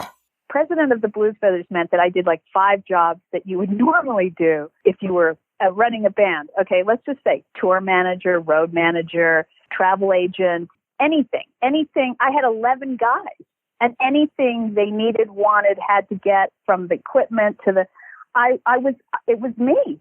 And we had we had the music producer, Bob Tischler, so he took care of all that, the actual, instruments and recording and, all of that.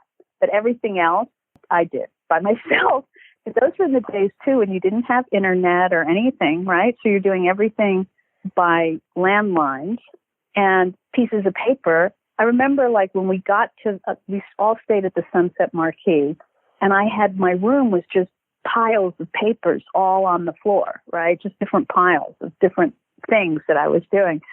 And I could hear the guys from my room outside, so I could sort of keep tabs on what was going on. And then we also had this crazy thing where we were like, okay, we're the Blues Brothers, so we have to dress the part, so you have to have black clothes. And then when we went to LA, I was like, okay, we're all going to rent a wreck, beat up cars.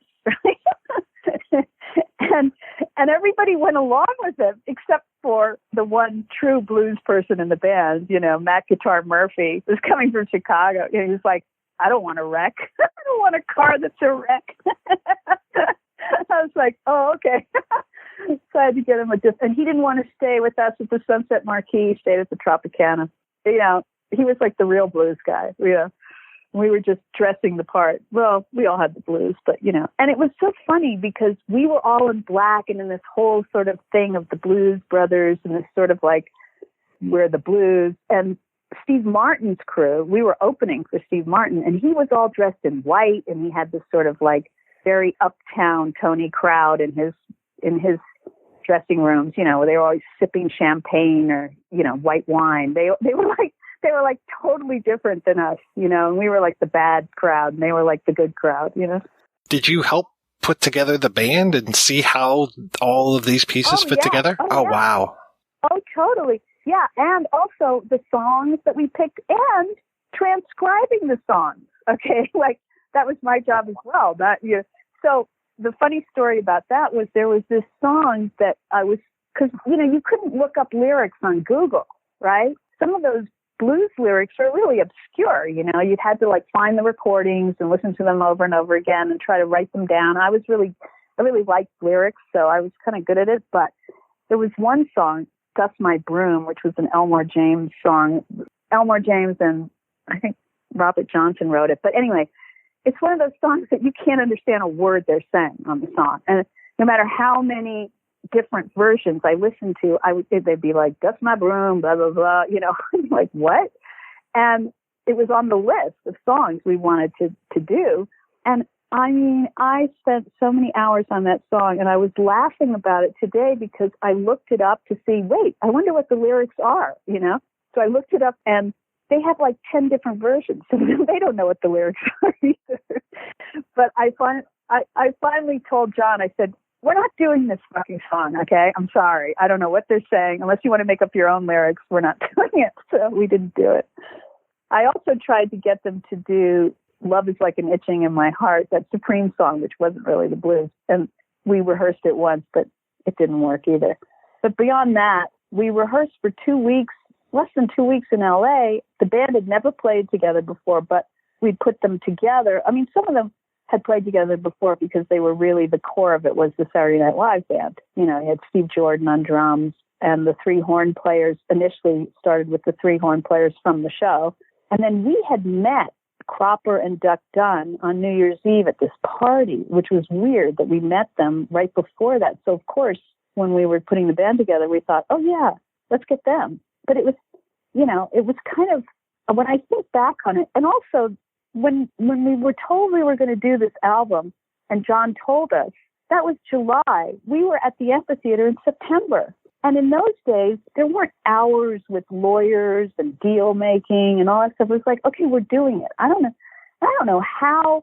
I wasn't really involved with the financing part of the thing. So it didn't seem to be a problem. I mean, we were just going, like, let's go. And everybody got the same amount of money. That was the deal. Like, everybody was the same. There was no negotiations, The band opened for Steve Martin for, what'd you say, a week? 9 nights. We recorded all 9 nights. That's the first album. That's Briefcase Full of Blues. They're all live.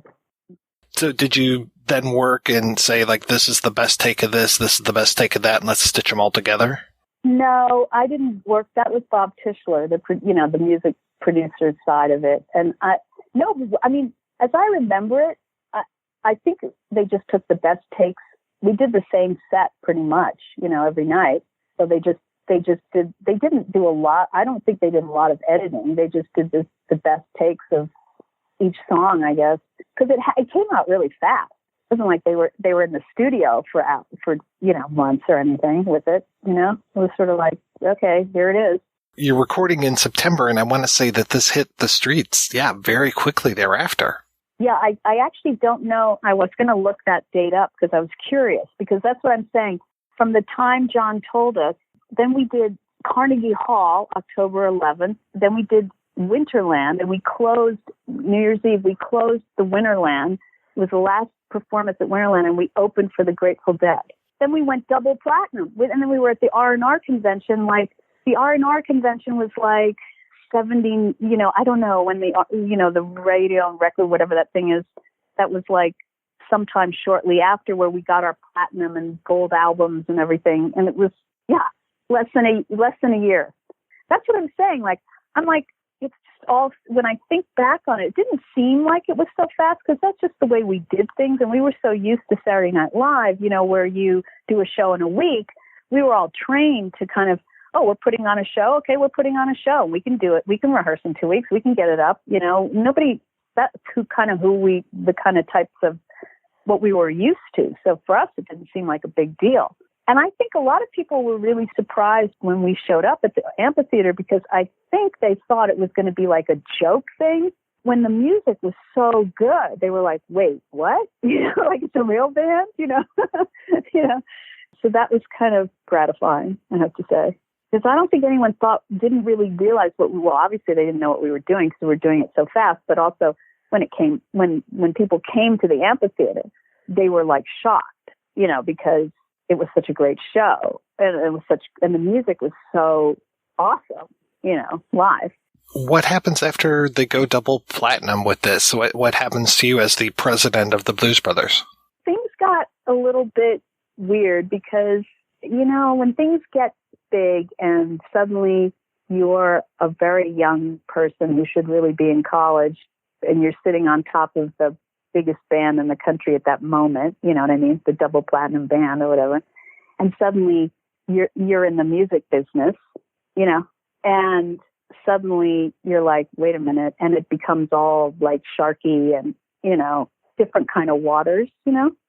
If I had been more not so young and kind of idealistically kind of didn't know what was happening, I might have gone, oh, I can parlay this into a career in the music business, you know. But we didn't really think like that. It was more like John and Judy and I had an office together called Phantom, and you know, I had an office there. John had an office. Judy had an office, and we were kind of looking down the road at like other things we were going to do, you know, movies or this or that. And so I didn't really think that I was going to go into the music business suddenly.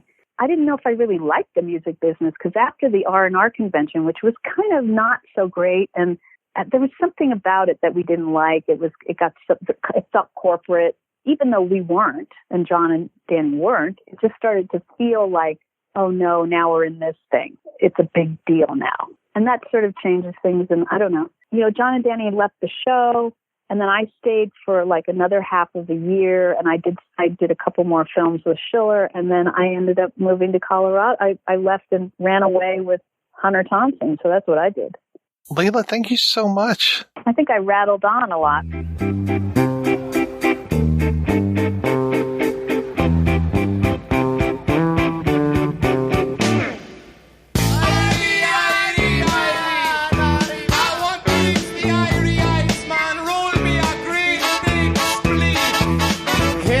Sugar darling, let me tell you something, girl, I've been trying to say. You look so sweet and you're so doggone fine. I just can't get you out of my mind. You become the sweetest in my mouth now, and I want you to be my spouse, so that we can live happily now. A great big old roomy house, you know you got to groove me, baby. Oh yeah, will make me feel good inside. Come on now, groove me, baby. I need you to groove. Up next, we're going to hear from Stephen Williams, who has acted in a lot of things, but one of his early roles was working as Trooper Mount in The Blues Brothers. Can you tell me a little bit about how you got into acting and some of those early gigs for you? I got into acting to get laid, Mike. That's my standard truth. I was actually a model in Chicago for a little while. I was in apparel sales. I was a shoe salesman, and I sold ladies' clothing. I was sort of in the fashion business in Chicago at one point. And a lot of my clients were female ad agency executives or models, a bunch of attractive women, and I'm selling them clothes, shoes, and da-da-da. And one of them suggested, a few of them suggested that I had the physique to be a model. And I literally thought to myself, oh, cool, I could get into this world. So at the time, my best buddy was a photographer at Playboy. He was the first African-American photographer to be on staff at Playboy magazine. This was during the 70s. We got together, and he shot a portfolio of me, and I hit the streets as a model, literally, trying to get in with all these women in these female ad agencies and da-da-da-da-da. Someone asked me, I remember a guy asking me if I acted. He had community theater in Deerfield, Illinois. And I said, yeah. I'd never acted before in my life, but I said, yeah. I was having a great time as a model. I was actually making a living as a model in Chicago.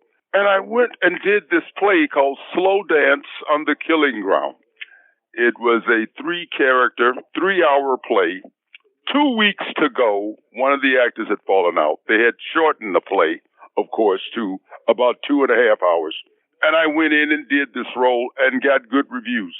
And that's when I learned I had a knack for acting. I'll always remember the last line of the review. It said, "We will surely see Stephen Williams in theater again." And from that point, I started doing plays in Chicago. I worked at the Goodman Theater, Jackie Taylor's Black Ensemble Theater. I mean, that became my existence, was modeling and acting. So it was a fluke, in other words. I never studied acting. I never really wanted to be an actor. it was just dropped in my lap, so to speak. And during the course of my jobbing, I like to call it, in Chicago, I think, I got a role in Cooley High. And then, of course, Blues Brothers came to town, and I got a role in Blues Brothers. And that was the one, because that was the one that brought me to Hollywood. What was that experience like for you? I mean, I know you had done Cooley High. I think you had also done Monkey Hustle at that point. Oh, yeah, Monkey Hustle. Small role. I don't even think I'm in Monkey Hustle. I think that was whatever I did in there. It's probably cut out. I don't think I've ever seen the movie. Yeah, what I did in that movie. Tell me about that, getting the role in the Blues Brothers, and you talked about how that brought you out to California. I mean, that must have been quite an experience for you. I guess they came to town, and I auditioned like, a great deal of the other actors did. What's fascinating about this role is that it was a 2-week role. It was slated for 2 weeks, all right? Trooper Mount, the state trooper. So we shot the movie, and they had one scene that they did not get around to, and it was a nighttime scene. And I think it was a scene where they're chasing the guys in the recreational van, and the guy's foot gets stuck, and then they crash into the water. The damn thing goes into the water. This is one where they knock over the fire hydrant and shoots up. And I think my line at the end of that is, boys, you in big trouble. They failed to shoot that scene in Chicago. So they shipped me out to California. And they come out into L.A. We're going to shoot this scene in L.A., all right? So I go out, they put me up at the Sheraton Hilton there in Hollywood, close to Universal Studios. I sat in that hotel for almost, 3 months. This is a 2-week job, right, that it started out at. And every day they would come up to the hotel. It was great. It was so great. Pick me up, take me down to the studio. Nightfall would come. I'd sit there all night. The sun would start to come up. They'd come back to the trailer and go, okay, Steve, we're not going to get to the scene tonight. You're wrapped. See you tomorrow. This literally went on for 3 months. I mean, on my days that I was supposed to work, they'd pick me up, take me down, because, it was at night. And I started to bring people down the set. We started partying. And the hotel was fabulous. I mean, I met Tom Selleck there, and Telly Savalas lived in that hotel with his entire family. It was a star-studded hotel at a star-studded time. Back in that era, it was just a fabulous time. And of course, I'm being paid a salary, and I'm being paid per diem while all this is going on. It really was a fabulous time. And I'm also moving around L.A. Because my ex-wife was Ann Geddes, the agent, who was still in Chicago at the time. But through her and a bunch of other people, I was meeting a lot of Hollywood people, too, like Stephen J. Cannell. And I had started to do a few episodic things or meet people in L.A. for work. So it was a very fortunate time for me then. But yeah, 2-week job turned into almost 4 months and introduced me to Hollywood. What was it like working with these guys, especially working against Belushi and Aykroyd in one scene? You're working against John Candy in another. What was that experience for you? That was incredible. And again, just a lot of fun. Firstly, I lived in Chicago 2 blocks from Second City. So I knew John and I knew Jim. We drank at the same bar. That whole Second City crowd, we drank at a little bar on North Avenue. So I kind of knew these guys. They didn't know who the hell I was, really. But I kind of knew them because, we'd been in the same bars together and da-da-da. Landis, of course, he was like a child with a big toy. You got to remember that movie was probably the most expensive movie shot during that time. I think the budget on that movie was $40 million or something, which was the most expensive film ever shot to that date coming out of Hollywood. And I also was in that theater world in Chicago by then. I had started doing some plays.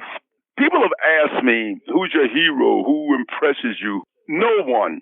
I was not enamored by the life. I was not enamored by the people. They were just regular folks to me.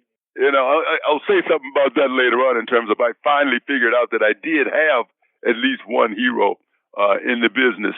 I'll just say now it was Sidney Poitier. When I thought about it, I go, my God, because I met the man. I met him also. Not on Blues Brothers, but I'd met him later in life, and he was magical. To be in Poitier's presence was magical. You could actually feel him. That's how spiritual or whatever the fuck that man has. But you can actually feel his presence all over you, man. So anyway, so I wasn't impressed by anything, but these are a bunch of guys I'm working with. But what was so fabulous about that movie was so celebrity studded. I mean, James Brown and Aretha Franklin, and it was just fabulous to be around these folks. And then we'd get visitors in Chicago, particularly, that would come to set to visit the celebrities that were in the movie. Like Muhammad Ali used to come down the set a lot when we were in Chicago, you know. So that was exciting. And like I said, Landis was like a big child with a big toy. He just had all the energy in the world, you know, and it was just fun stuff to do. Just crazy shit to do. You know that whole car scene with all the police cars? The story I heard about that, have you heard a story about that? That was a brand new fleet of police cars that they destroyed. The story I heard was Landis contracted with the city to take the old fleet. The city was getting a new fleet of cars, right? So Landis contracted with the city to use the old fleet as the new fleet came in. Somebody put the wrong, like, invoice number or something on a piece of paper and he signed for it, and Landis signed for the new fleet. When they found out the mistake, I heard Landis said, hey, too bad. Said, too bad, I'm going to use, you know, we already I got a binding contract here for that fleet of cars, for that number, and so that's the ones I want. They tore up the city's brand new fleet of fucking cars. I don't know how true that is, but that's the story I heard. Because if you look at those vehicles, those are all brand new vehicles. Those are beat up, yeah. It was insane, and he had a ball doing it. We had things like I think we shot in Robbins, Illinois, at that mall. As it turned out, that mall was completely empty. That neighborhood was so bad that the residents had literally stolen all the merchants out of business. That merchants had just abandoned that mall. They just said, fuck this. This has just been going on for years. So we went in there, and of course, Universal restocked the mall with goodies. The structural things were standing there. The buildings were there, you know, structurally. And they just went in and, you know, put up banners and signs and merchandise and, you know, da-da-da-da-da. Made it look like a mall again. And then, of course, we destroyed it, ran through it. So it was like interesting little things like that happened on the movie. I'll always remember, I forget the actor's name.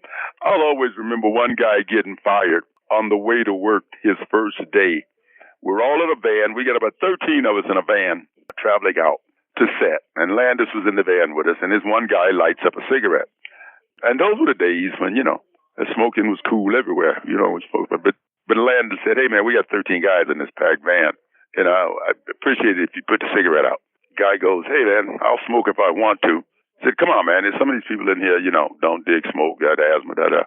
You know, fuck you, man. I'm going to smoke. And so Landis looked at him and said, okay, cool, you can smoke. But where are you going to work at tomorrow?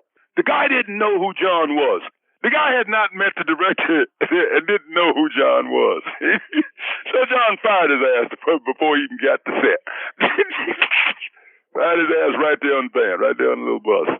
That was a valuable lesson to me also. Yeah, because you know how John looked. John was all scruffy, had his little beard and was scruffy back then. But the valuable lesson was, on a movie set, politeness. Be kind, be polite to everybody, because you never know. The motherfucker that's getting your coffee one day, and we've actually had that happen. I actually had that happen on other shows, like L.A. Heat. You know, the guy who was my gopher the first season was the head writer the second season. I learned a valuable lesson on that van that morning. About being polite to everybody that's working with you, because you don't know who they are. And when you do know who they are, you don't know who they're going to become. So don't burn them bridges. And a movie set is one of the most polite places on the planet in terms of my experience. is if you ever been to a movie set, you'll notice everybody says yes, sir, and no, sir, and hey, thank you, sir. Thank you, ma'am. Everybody's very polite, and because we got a job to do. It's a team effort, and it's one hell of a job. But that final product on that screen, whether it be television or movies, is one hell of an endeavor that was put together, especially now with all the modern technology and all this shit. You know, it's really incredible stuff that goes on to get that product. Yeah, so, you know, and John Candy was fabulous. Everybody was regular. Again, back especially during the time in Hollywood, where everybody was just loose. Those were very loose days, too. You got to remember what year that was and what era that was. It was a very wild time. You know, the partying, the sex, the cocaine, the drugs, the booze. It was just an incredible time.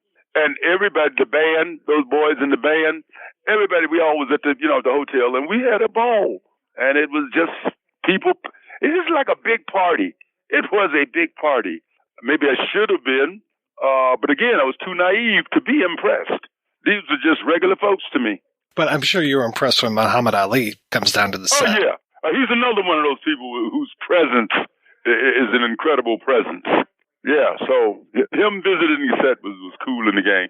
Did you actually get to interact with, like, Aretha or Ray Charles or any of these guys? No, I didn't get to interact with any of them, with Aretha or Ray or James. I didn't get to interact with them, but it was just cool to know that they were around. So was it pretty natural after you were done to just be like, yep, I'm out here, I'm staying now? You had enough work lined up that you were able to support yourself? For the next year, after we finished, we finally got the scene done and finished up, and I went back to Chicago. And I was going back and forth. This was probably 1980 to 81. I was going back and forth, Chicago to L.A. I was actually starting to work some jobs in L.A. Stephen kept me pretty busy. And then in 82, I decided, wow, I've done 2 or 3 jobs in L.A. Why don't I just move to L.A.? A couple of my friends had already moved from Chicago, and they were living in L.A. So I moved out to L.A. and, shacked up with a few friends and started my work history in 1982 here. I packed up all my stuff in Chicago and made the permanent move to Los Angeles, and now I've been here ever since. I just did an episode on Better Off Dead, and you have probably the best laugh line in the entire movie. Did you even shoot for like half a day for that? Yeah, I think I shot the whole day. Again, that was a time when my ex-wife, Ann Geddes, was representing the entire Cusack family. John and Joan and the dad, Dick Cusack. She represented all of these people, and John lived with us for a while. He lived with my ex-wife and I for a while when he was in L.A., and it was one of those things where they asked me to do that little cameo in the Cusack movie because they knew the relationship between me and John and my wife and the family. And they asked me to do this cameo, and it was great. It was just great. I think I did a day on it, one scene like that takes a day. You show up, you got to go through makeup and hair and blah, blah, blah, blah, and they finally get around to the scene, climb up a tree and say the line, get your money and go home. It's always been kind of my philosophy. If it's got a check at the end of it, let's talk about it. But it was such a great line. And Steve, I think Steve Holland, Steve Savage, director, yeah, he was a fun guy also. I remember the director being a fun man. When did you ever feel that you were secure and that you were going to now be an actor for sure, forever kind of thing? You bounced around a lot. Was it once you finally got something like an Equalizer or 21 Jump Street? It was actually from day one. I was that naive. I didn't know any better. So I was that naive. Since I started acting, I never had another job. I was always able to make a living as an actor. I am one of the most blessed people on the planet, Mike. That's how I look at it. And I was so naive that I wasn't concerned. I didn't look forward at all. And today, even today, I don't look forward at all. This is why I use the words my job history. I never use the words my career. I don't have a career. Denzel has a career. Tom Cruise has a career. Brad Pitt has a career. You know what I'm saying? I have a job history. that's how I've always looked at it. I've never reached for the brass ring. I don't give a shit about an Oscar or an Emmy or a da-da-da. I'm a blue-collar kind of guy. That's my attitude in life, and it's always just been a job.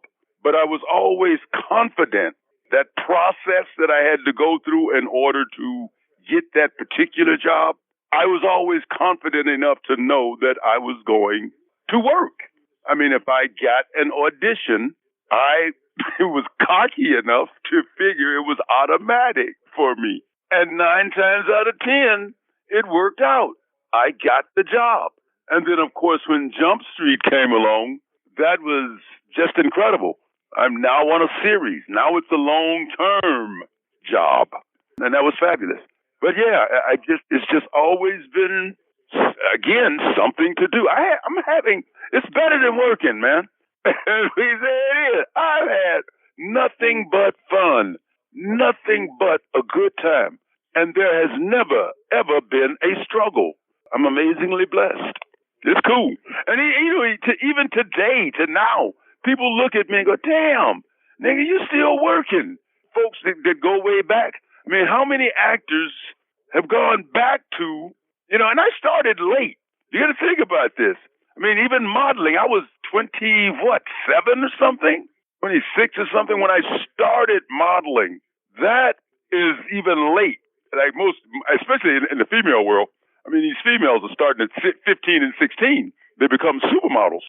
But at 20-something and past my mid-20s, I start modeling. Now, that's late. Now, so at 27 or so, 27, 28, I don't know, I started acting. That's late to start. Most people who want acting as a career start much earlier. But I've been working ever since at near 75 years old. I'll be 75 in a couple of months. I'm still working. And there are not a lot of actors, journeyman actors who are doing that. I mean, there's a handful that are, constantly working into their old age. But it's one of those careers or one of those jobs that you can work until you die. And then you can play a dead body. Yeah, you've been in the business for so long. I'm sure you've seen so many changes. You're talking about working with technology, and I know there were some special effects in Blues Brothers, like when the cars are flying and things like that. But, this is way before green screen and working on virtual sets. I mean, I'm sure working on something like a, Supernatural or something, you're just like, oh yeah, and then there's going to be a demon flying through here. Those were the closest I got to. I asked John and he let me. Because I'm a car enthusiast, right? And at one point, there's that chase. We did Chicago Country Club, Hyde Park Country Club, I forget what it was called, where Carrie Fisher is, chasing him, and they take off, and then they go to the country club. There's that big car chase through the country club. And I said, John, can I ride in the back seat of one of these cars? And he did. He let me. And I was in the back seat of one of those automobiles as they did this wild-ass ride, this chase with bumps and little jumps and stuff. I'm down, on the floor in the back seat, feeling all of this and watching it out the window as much as I could see. So that was exciting to me. That was probably the most exciting thing that I did in that movie was to ride that automobile stunt in the back seat, unseen. It was fun for me. Yeah. I just like wild shit like that. It was almost like a demolition derby. You've been in so many things over the years. What have been some of your favorites to do or like the most fun for you?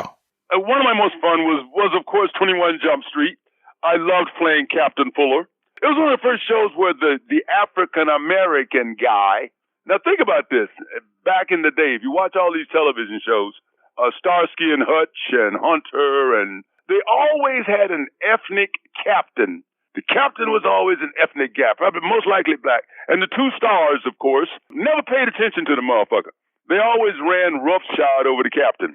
They would always do something opposite that the captain, didn't want to, we don't care, and da-da-da. And the captain was always that angry, chewing them out kind of guy.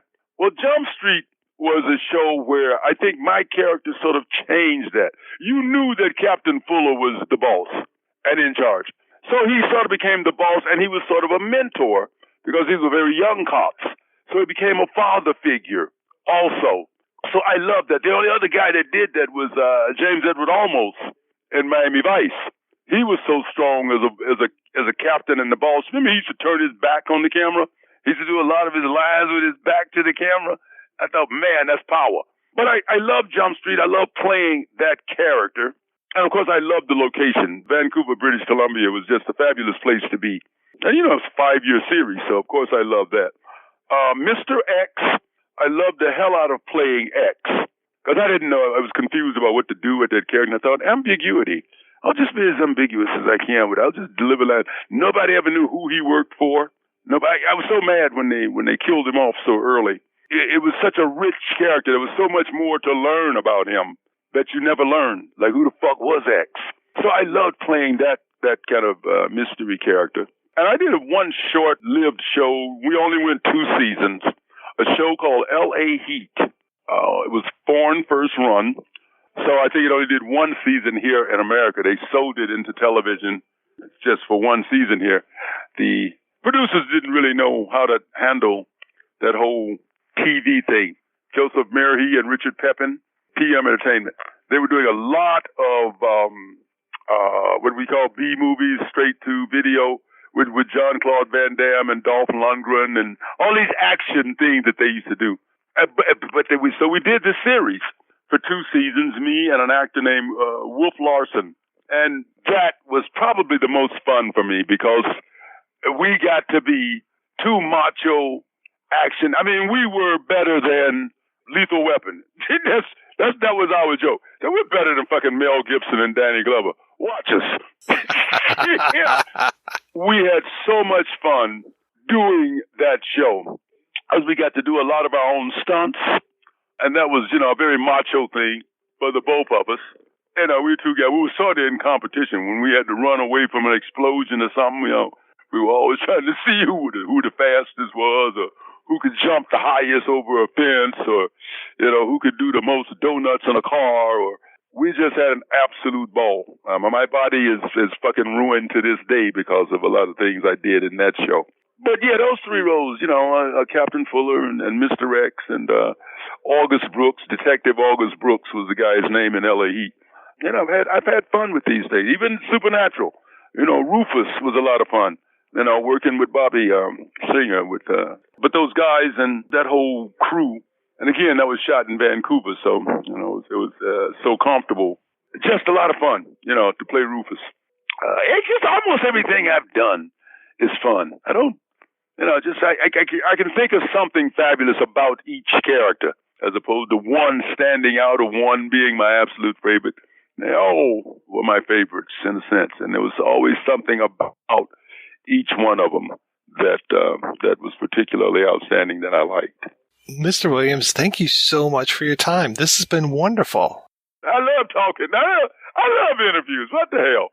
If you're a good writer with a good imagination, I'm always made to look good and a little bit amusing. Of every interview, every article I've ever read about myself, it's always been, I thank you guys for being kind to me. And if you think of anything else, Mike, that you'd like to talk about, feel free, man. But do not hesitate to call. You have that invitation.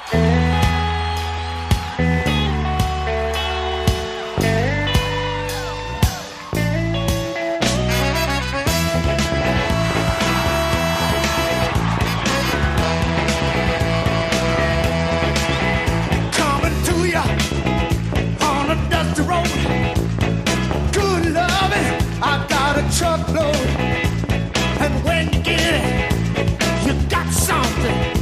So don't worry, 'cause I'm coming.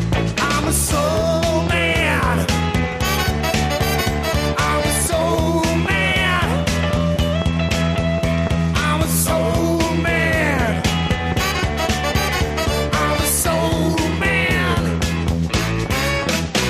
And last but not least, here is an interview with John Landis, all about his work on the Blues Brothers. I'm very curious how you got involved with the Blues Brothers, and I'm especially curious about that early draft that Aykroyd wrote. The 354 pages is what I hear. Yes, it was huge. So curious what that was like. Well, it was wild. It was every member of the band had his own movie, basically. They went to get each member of the band. Well, the Blues Brothers, Danny has a lifelong love of blues, and he, believe it or not, up in Kingston, Canada, Ontario, he saw all the great blues acts. There was a little blues club, and he really did see, everyone from Muddy Waters and Howling Wolf to, you name it. And he was a serious blues fan when he was a teenager and always loved the blues. John was much more into, at the time, heavy metal and later punk and stuff. But he also, once he got into it, he started loving rhythm and blues and really enjoyed it. They both, Danny's a real academic almost. He really is deeply steeped in the music and the culture. By the way, it is not a Saturday Night Live sketch. They always say it came out of a Saturday Night Live sketch.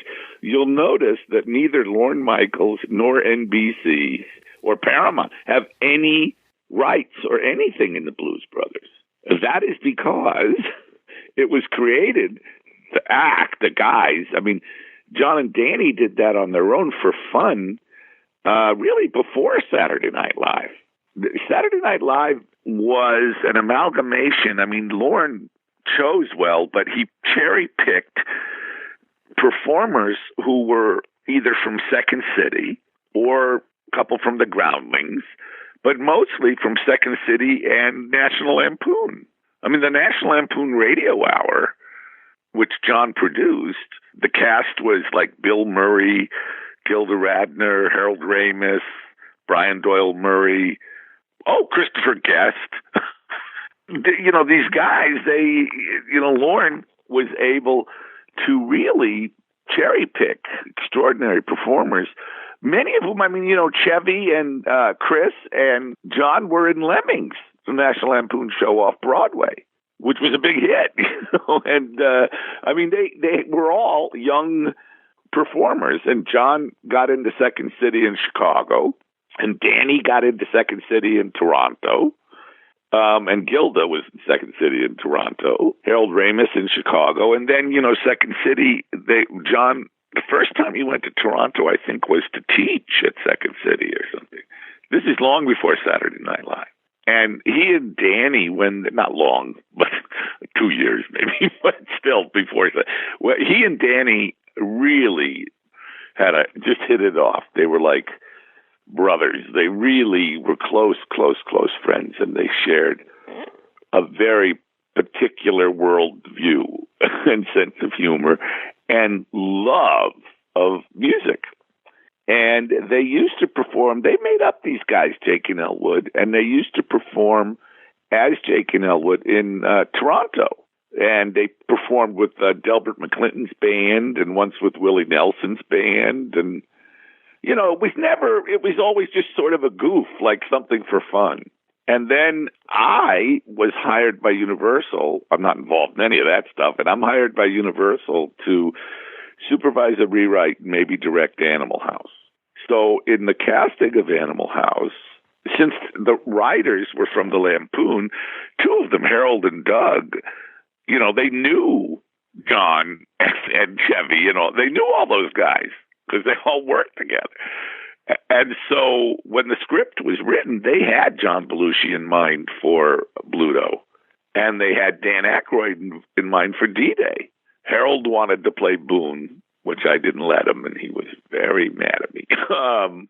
In any case, they wrote Otter for Chevy Chase before Saturday Night Live. Now, meanwhile, here comes Saturday Night Live, and the script of Animal House is now at Universal, and now they're, want to make it, and I'm going to direct it, and Ivan and Maddie are producing it, and I worked with Harold, Doug, and Chris on the script, and my main contribution to the screenplay was the script that I read, that I was given, was still probably the funniest thing I've ever. It made me laugh out loud. It was really funny, but it was also offensive. And that everyone in it was a pig. And I just felt, hey, everyone can't be a jerk in this. You have to have good guys and bad guys. It's a basic tenet of stories. I mean, we should have a fraternity we like and a fraternity we don't like. And so it's their script, but I did influence them tremendously, and I did cut out or change stuff that I think has been done since, but I thought it was too much at the time. Also, like the Lampoon, it was racist, it was anti-Semitic, it was misogynist, in some ways too much. And in any case, the bottom line is, so I was given orders that I must get Chevy Chase and John Belushi to be in the movie because the TV show of Saturday Night Live was such a big deal. So I went to New York to meet with John, and then Danny was in Toronto. So I flew up to Toronto. And while I was there, John came up, and they did Jake and Elwood with Delbert McClinton's band. And I said, what the fuck is this? And they got very excited, and they started telling me that, it's these characters, and they're working on them, and that, they had a uniform, which was a hat, any dark glasses, and any dark suit. It was my wife, the costume designer, Deborah, who made it, who actually came up with the real silhouette. But before that, it was, forming. It was just a goof that they did. And then they said, hey, let's perform as Jake and Elwood on the TV show. And Lorne hated it. He said, no, I'm not going to, no, you guys. And the band at that time, actually, who came up with the name the Blues Brothers? I heard it was Howard Shore. Exactly, who was in Toronto at the time, and he said, you should call yourselves the Blues Brothers. So that's around the time I first heard of them, and I, said, there's a movie in these guys, and they got real excited. In any case, John agreed to be in Animal House. Danny, for whatever reasons, didn't. He told me, I always thought that Lorne kept him out, but several years ago, Danny told me that wasn't true. And because Chevy and John were leaving the series to do movies, he felt out of loyalty he should stay at least another year. I don't know why, but he wasn't in Animal House. And I didn't want Chevy. I did everything I could to sabotage that. Not because I don't think Chevy's untalented, just that, I felt very strong. And never mind, doesn't matter. We're not talking about Animal House. The point is that that's the first time that the Blues Brothers was talked about between the three of us. And then, as an inducement to try to convince Danny and John to do the movie, Universal made what's called a development deal for the Blues Brothers movie. But there was no Blues Brothers movie. There was nothing, And then what happened was they used to warm up the house before the taping. And finally, Lorne let them be on, but he made them wear bumblebee outfits. John was furious. And you have to remember the band at that time. Was it Paul Schaefer? I think it was Paul leading the band. I'm not sure, but the band, the Saturday Night Live band, well, that's the three Blues Brothers horns right there. It's Marini and anyway. What happened was Carrie Fisher and Danny were dating. In fact, during the movie, they were engaged, but they were dating, and Carrie was hosting. And she said to Lorne, I want the Blues Brothers to perform on the show. So that made John and Danny take it seriously. The Universal had no intention of doing anything with this thing, and they took it seriously, and they put together with Bob Tischler and Paul Shaver and all these guys put a band together, and they made an album called Briefcase Full of Blues, Atlantic Records. And that album was really, it's kind of amazing, but it was kind of like a novelty record or something, but it became a gigantic success. I mean, a gigantic success. Went like double platinum or something. So now, Steve Martin, that was Briefcase Full of Blues, I should tell you. I mean, the way that happened was Steve Martin was going to perform at the Universal Amphitheater in Los Angeles, which no longer exists, but he was going to perform, and he said to John and Danny, hey, you guys want to be my opening act? At that moment, it became real. And John and Danny were saying, this is like we could do a real, they got super serious. And they started to put a band together.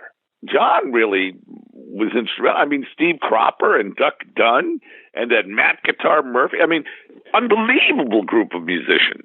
Just astonishing, and they got this band together. They started to rehearse, and they rehearsed, and they did. It was the day of my wedding, so it was the night of my wedding. It was very funny. I mean, anyway, we all went to the show. It was a huge sensation, and a guy, in the movie when they perform at the big play, whatever that club is, the Palace Hotel Ballroom. Palace Hotel Ballroom, right? They're approached by this big guy backstage. And Danny says, "Oh, my God, the mafia is after us." And he says, "No, I'm, somebody from Somebody Records, and I want to record you." And he gives them the money. He's passed away now. But the guy who's in the movie playing the guy, the reason he can't act, is his name is Michael Kleffner. And he was an A&R guy for Atlantic Records. And he's the one who came to them and said, he happened to be at a rehearsal, and he went, "Fuck, you guys are good." I mean, these musicians are incredible. Is that Steve Cropper? He couldn't believe it. And so he really said, "Can I record your show?" And the live recording of the opening night of the Steve Martin thing, that's Briefcase Full of Blues. And that album, to everyone's surprise, became a ginormous hit. In fact, at the time, I think it was the biggest selling blues album of all time, which is truly insane. And it was huge. And at that moment, Animal House was the number one movie in the world. And basically, Universal went, wait a minute. We have the option, we have the rights to make a movie of the Blues Brothers. And the Blues Brothers have the number one album in the country. John is the star of the number one movie in the world. And Danny and John are the stars of the number one TV show. Let's make the movie. And so it sort of like, what? It came together in a way that, like, none of us were prepared for it, really. So John and Danny at that time were now shooting 1941. And so Universal said, we'd like to make the movie. So I had a meeting with John and Danny, and I said, hey, you guys, we have to write a script. And John says, well, Danny will write the script. And Danny says, yeah, I'll write the script. And I said, well, okay, here's our problem. Because the studio said we had to have the movie in theaters in August. And I think that gave us 9 months. And there was no script. So Danny, we bullshit a bunch of ideas, and then Danny suddenly became, other than acting in that movie, he disappeared. Like, you couldn't reach him. He was in L.A. working. And you got to remember, Danny's never written a script before. One of the reasons the script was so long is that it's like a novel. I mean, he wrote all the action out in huge detail. And so anyway, he threw it over the fence of Bob Weiss, the producer, and it was in a San Fernando Valley phone book cover. And on the title page, it says The Blues Brothers, or some title, I forgot what it was called, The Legend or something of the Blues Brothers, The Return of Blues. And it was written by Scriptatron 9000. So I get a call from the producer saying, John, I'm making a copy of this. I don't know what we're going to do. And the studio just went, and it's a long story, but basically it was a very interesting, Danny has really unique and kind of amazingly original ideas. What the fuck? They're really wild. And for instance, Ghostbusters is his. And you got to realize that that's got that, whatever it is, that ambulance, the hearse. And that we have the Bluesmobile. I mean, they wear uniforms, we wear uniforms. I mean, it's like, Danny's got he's called a motorhead. And in real life, Dan is a biker, And I mean, Danny's idea of a good time is driving from Toronto to Los Angeles to New York in 3 days. You know, he's just a motorhead. He loves to be in the car, driving, loud music. In any case, it was clear that if we were going to make this movie, we'd have to alter the screenplay. But the movie I've made is essentially Danny's vision. I cut the script down tremendous. I mean, by hundreds of pages. And then I also created stuff to make it more linear. Then I gave my version of his script to Dan. Then Danny rewrote my version and gave it to me. And then I revised his version of my version. And what you get is this insane movie. I mean, a classic piece of the way we work together is that, like, Danny wrote the line, it's 106 miles to Chicago. We got a full tank of gas, half a pack of cigarettes. And then John says, hit it. So I added half a pack of cigarettes. It's dark and we're wearing sunglasses. And John said, hit it. You know, that was like, and then the whole thing about a mission from God, that was, I put that in because Danny was completely evangelical about this African American music, this the rhythm and blues, this uniquely American black music that birthed rock and roll. And you got to remember, when we made the movies in 1979, most of the rhythm and blues artists, I mean, even Motown wasn't selling. I mean, nothing. I mean, it was all disco. And the biggest records, the biggest acts in the world were ABBA and the Bee Gees and the Village People. Very white. Now, Rogers, even the black acts were like doing, you know, Freak Out. You know, it was all disco. And so, like, we had this little thing taped to the camera as a death to disco. But it was the idea of doing a movie featuring classic rhythm and blues artists and music. It's hard to explain to people now how insane that was. And it was just really a moment in time where, because of our combined recent success at that moment, you know, Animal House, Saturday Night Live, and the Blues, but you know, we were in production. I've had the unique experience of making two movies, one at Paramount and one at Universal, where the studio says to me, can you have this picture in theaters in August? And in both cases, it was Coming to America and the Blues Brothers. In both cases, there was no script, and we immediately go into production. So what that means is we're not arguing about the budget. We're spending money. You know, so on coming to America, I don't know anyone else that's happened to, but what that means, it's both a blessing and a curse. Because on the Blues Brothers, it meant, you know, there was this moment in time, 79, 80, when Hollywood was making 5 movies that cost more than $24 million. Which was an enormous number. $24 million was the number that Cleopatra cost. And Cleopatra almost bankrupted Fox. That's why they had to sell back live, you know, Century City and stuff. So suddenly it was Heaven's Gate, 1941, Apocalypse Now, what were the other? Oh, Star Trek, and the Blues Brothers. Those 5 movies all cost more than $24 million.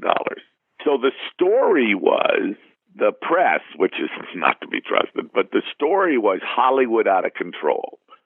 And what the studios immediately did was say, it's the directors, they're berserk, they're causing all this trouble, we can't control them. Now, interestingly enough, in 2 cases that might be true, but it was now $24 million is a low budget movie.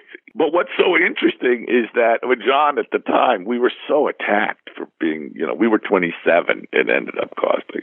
That includes, by the way, a 25% studio overhead, where the studio puts money from one pocket in the other, you know. He said, hey, that's cheaper than a B-52 bomber.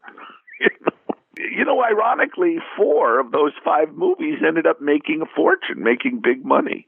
You know, Apocalypse Now. But if you read the press at the time, the contemporary reporting, It's not very flattering. And even Star Trek, I mean, that's Robert Wise, for Christ's sake. I mean, that's the opposite of an irresponsible director, you know. In any case, so we were shooting away. In our case, it caused all this chaos because we were these long hairs and everyone thought we were crazy.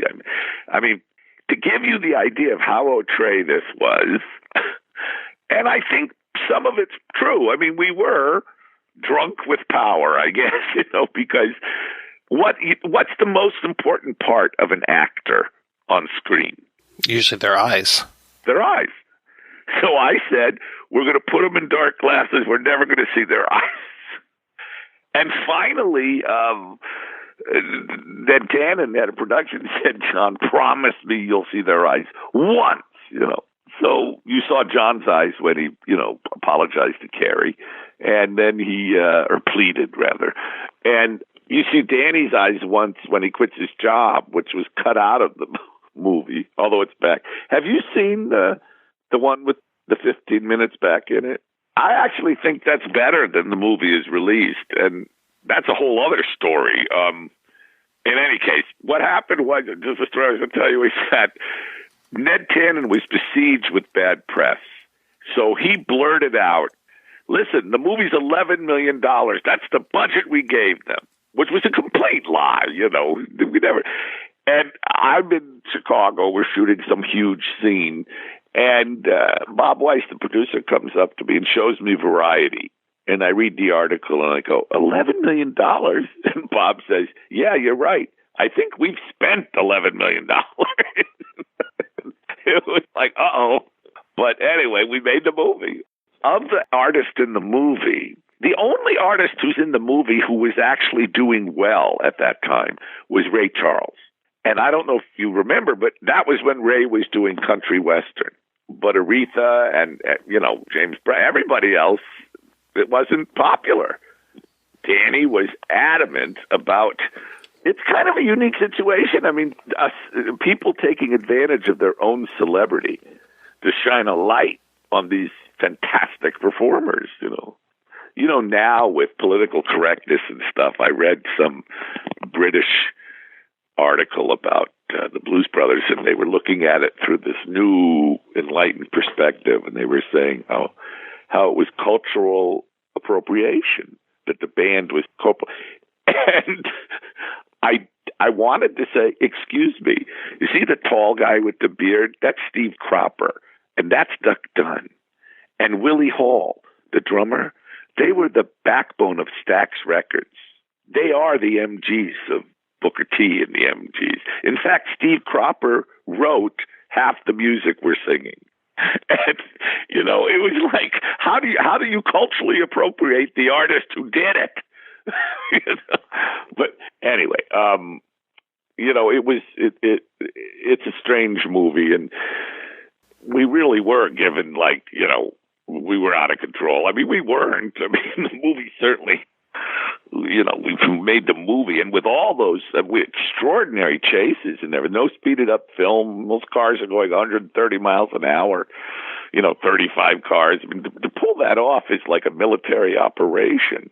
We had to have both cops and PAs at every entrance to the street for some of those shots in Chicago, where you see the cop cars chasing the Bluesmobile, where there's 40 vehicles going 130 miles an hour. We had to clear the street for almost a mile and a half so that no one could possibly, you know, enter the street when that was going on. I mean, they were huge operations, and all went off without a hitch. There's a shot after all those cop cars crash at that intersection. Yeah. You're back a little ways, and there are all the cop cars that are coming that don't crash. But it just looks like you have hundreds of cars. How many cars did you have at a time going? You have to remember, there were several kinds of cars. There were the cars we had, and I forgot what they're called, but they were the typical cop cars. And we used those cars for Chicago police, for Illinois state troopers, and the Lake Wasapamani police, which are fictional. We used the same cars. and just change the Mars bars and the decals. So that was one thing. Another thing was when you saw 100, looked like millions of Chicago cop cars. Well, it was because half of them were real. They never got close to like a stunt, but we had a 24-hour Bondo shop, what's it called? Garage going.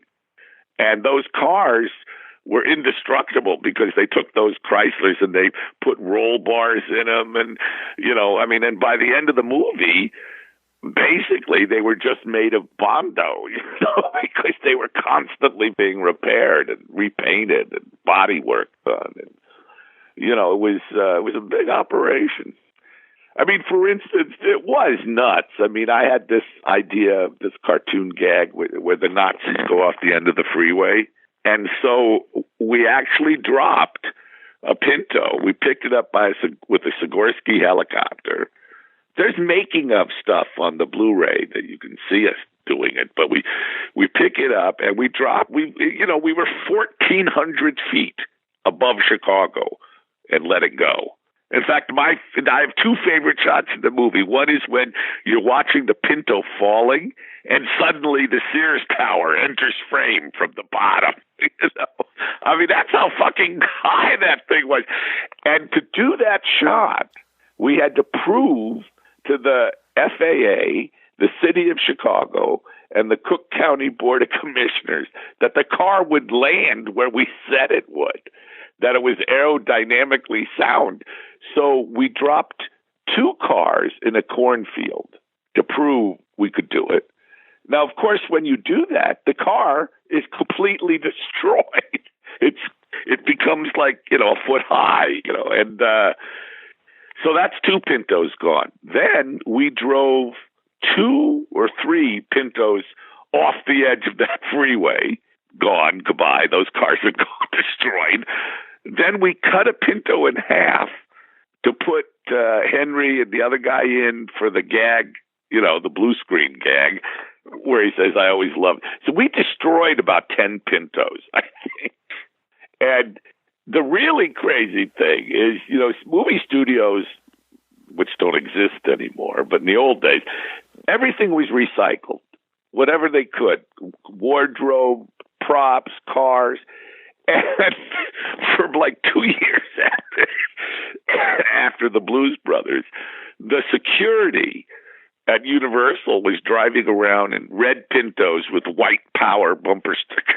I wanted to ask you about the musicians that are in the film, because you've got the musicians who are the Blues Brothers band. You've also got the other musicians who are like making these appearances. How is it directing all of these musicians, these non-trained actors? Well, you can see in the movie, some of them come off well and some of them don't. You do the best you can. Now, directing actors, all actors are different. Even really, wonderful actors, many are just louder, funnier, softer, turn left instead of right. Many of them, you hardly have to do anything. Others, you have to really discuss it about motivation and, it's whatever it takes to get this person to give you the moment. All you want is that moment on film.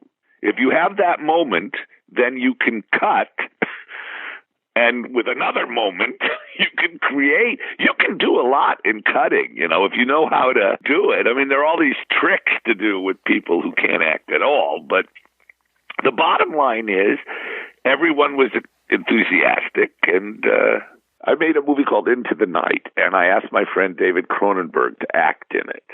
And he said, okay, so he's acting in it. He was actually very good. And since then, I might add, he's become a working actor. He's been in a lot of movies. But that was the first one, and he was in it, and he said, I'm doing it to see what the experience is like, to see if I gain sympathy for the actor.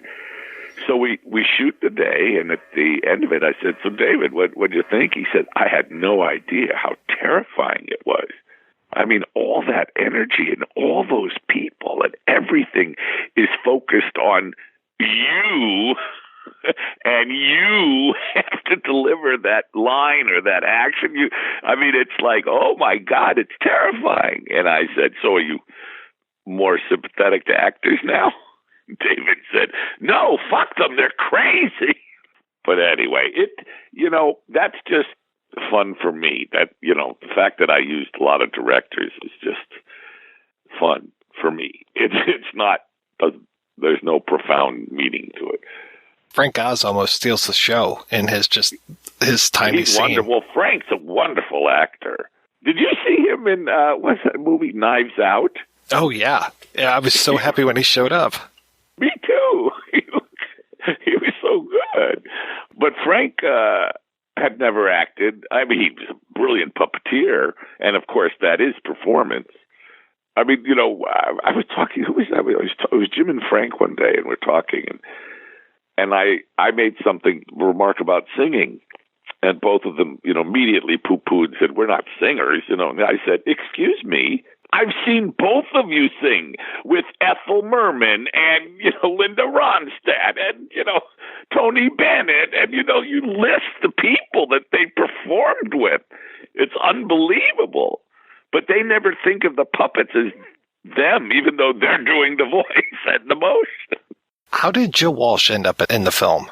Joe was a friend of John's, and he was on the set one day. He used to watch us when we were in L.A., hang out. And I said to him, hey, you want to be in the movie? And he went, what do I do? I said, you be a prisoner and jump on the table and start to dance. Yeah. So that's how he's in the movie. Tell me about that longer version. How did you manage to get the longer version? Well, what happened, it's a strange story and not a happy one, but the Blues Brothers was intended to be a road show, which meant it had an intermission, and be shown in 70 millimeter. The movies, I just supervised a 4K transfer of an up-res of the movie that's coming out. It's coming out soon. I did Animal House and the Blues Brothers, Paramount. They just released Coming to America. It's a remarkable thing, this new 4K stuff. If you can get the filmmakers involved, you can really control the image in a way and get the color, and you have real blacks. On high def TVs, you have, they're not TVs, they're computers, but you have high def 4K. Black is black. It's unbelievable. And the colors, the vibrancy, and it's amazing what you can get out of the frame. It still looks like film, but it's gorgeous. The Blues Brothers is very well shot by Steve Katz. So anyway, what happened was we made 1/7. First, I did my cut, and it was about 20 minutes too long, so I cut that out. Then I finished what I think is finished. I make an answer print. We cut negative, we mix, and I make an answer print. We make 1/70 millimeter print, and we preview it at the Pickwood Theater, which is no longer there, on Pico Boulevard in West L.A., next to the bowling alley, which is also no longer there. It was a wonderful old Fox Theater, beautiful theater. So we screened it at sneak preview, and based on that, I cut about 15 minutes out of it. Then the movie's finished. It has an intermission. Everything's fine. And at that time, you have what's called, the business, at the moment, the motion picture industry is in complete chaos. And theatrical exhibition, it's a very scary moment because the theaters can't afford to keep their theaters open. It's very complicated.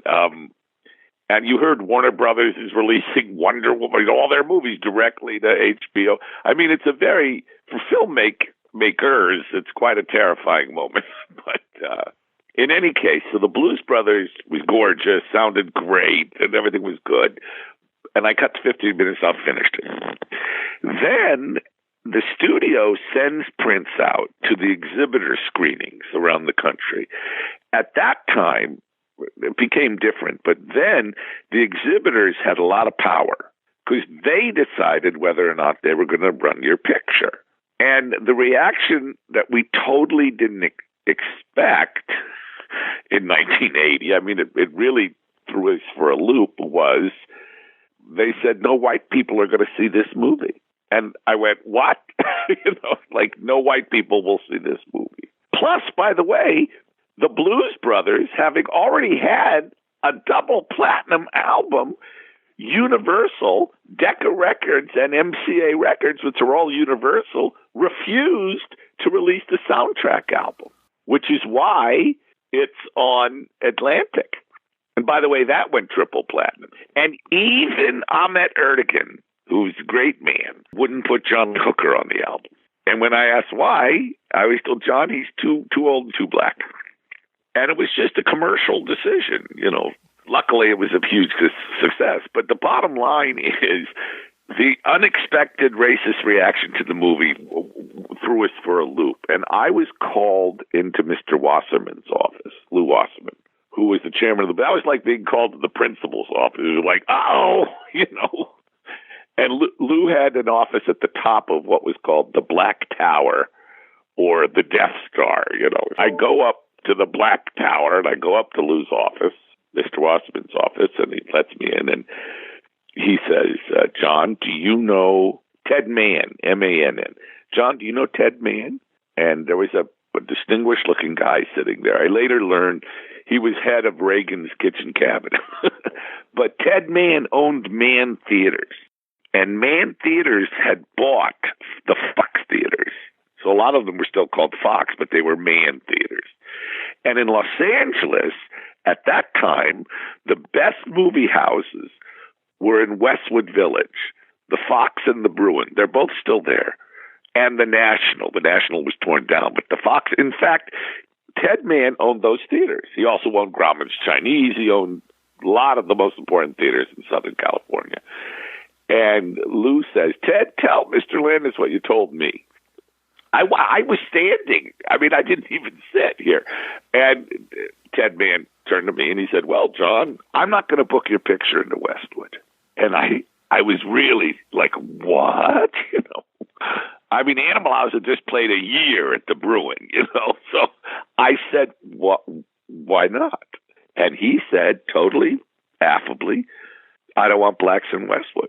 And I was speechless, So later, Lou takes me aside and says, John, we're having trouble booking your picture because they think no white people will see it. And I said, Lou, do you think that? He said, well, John, I don't know.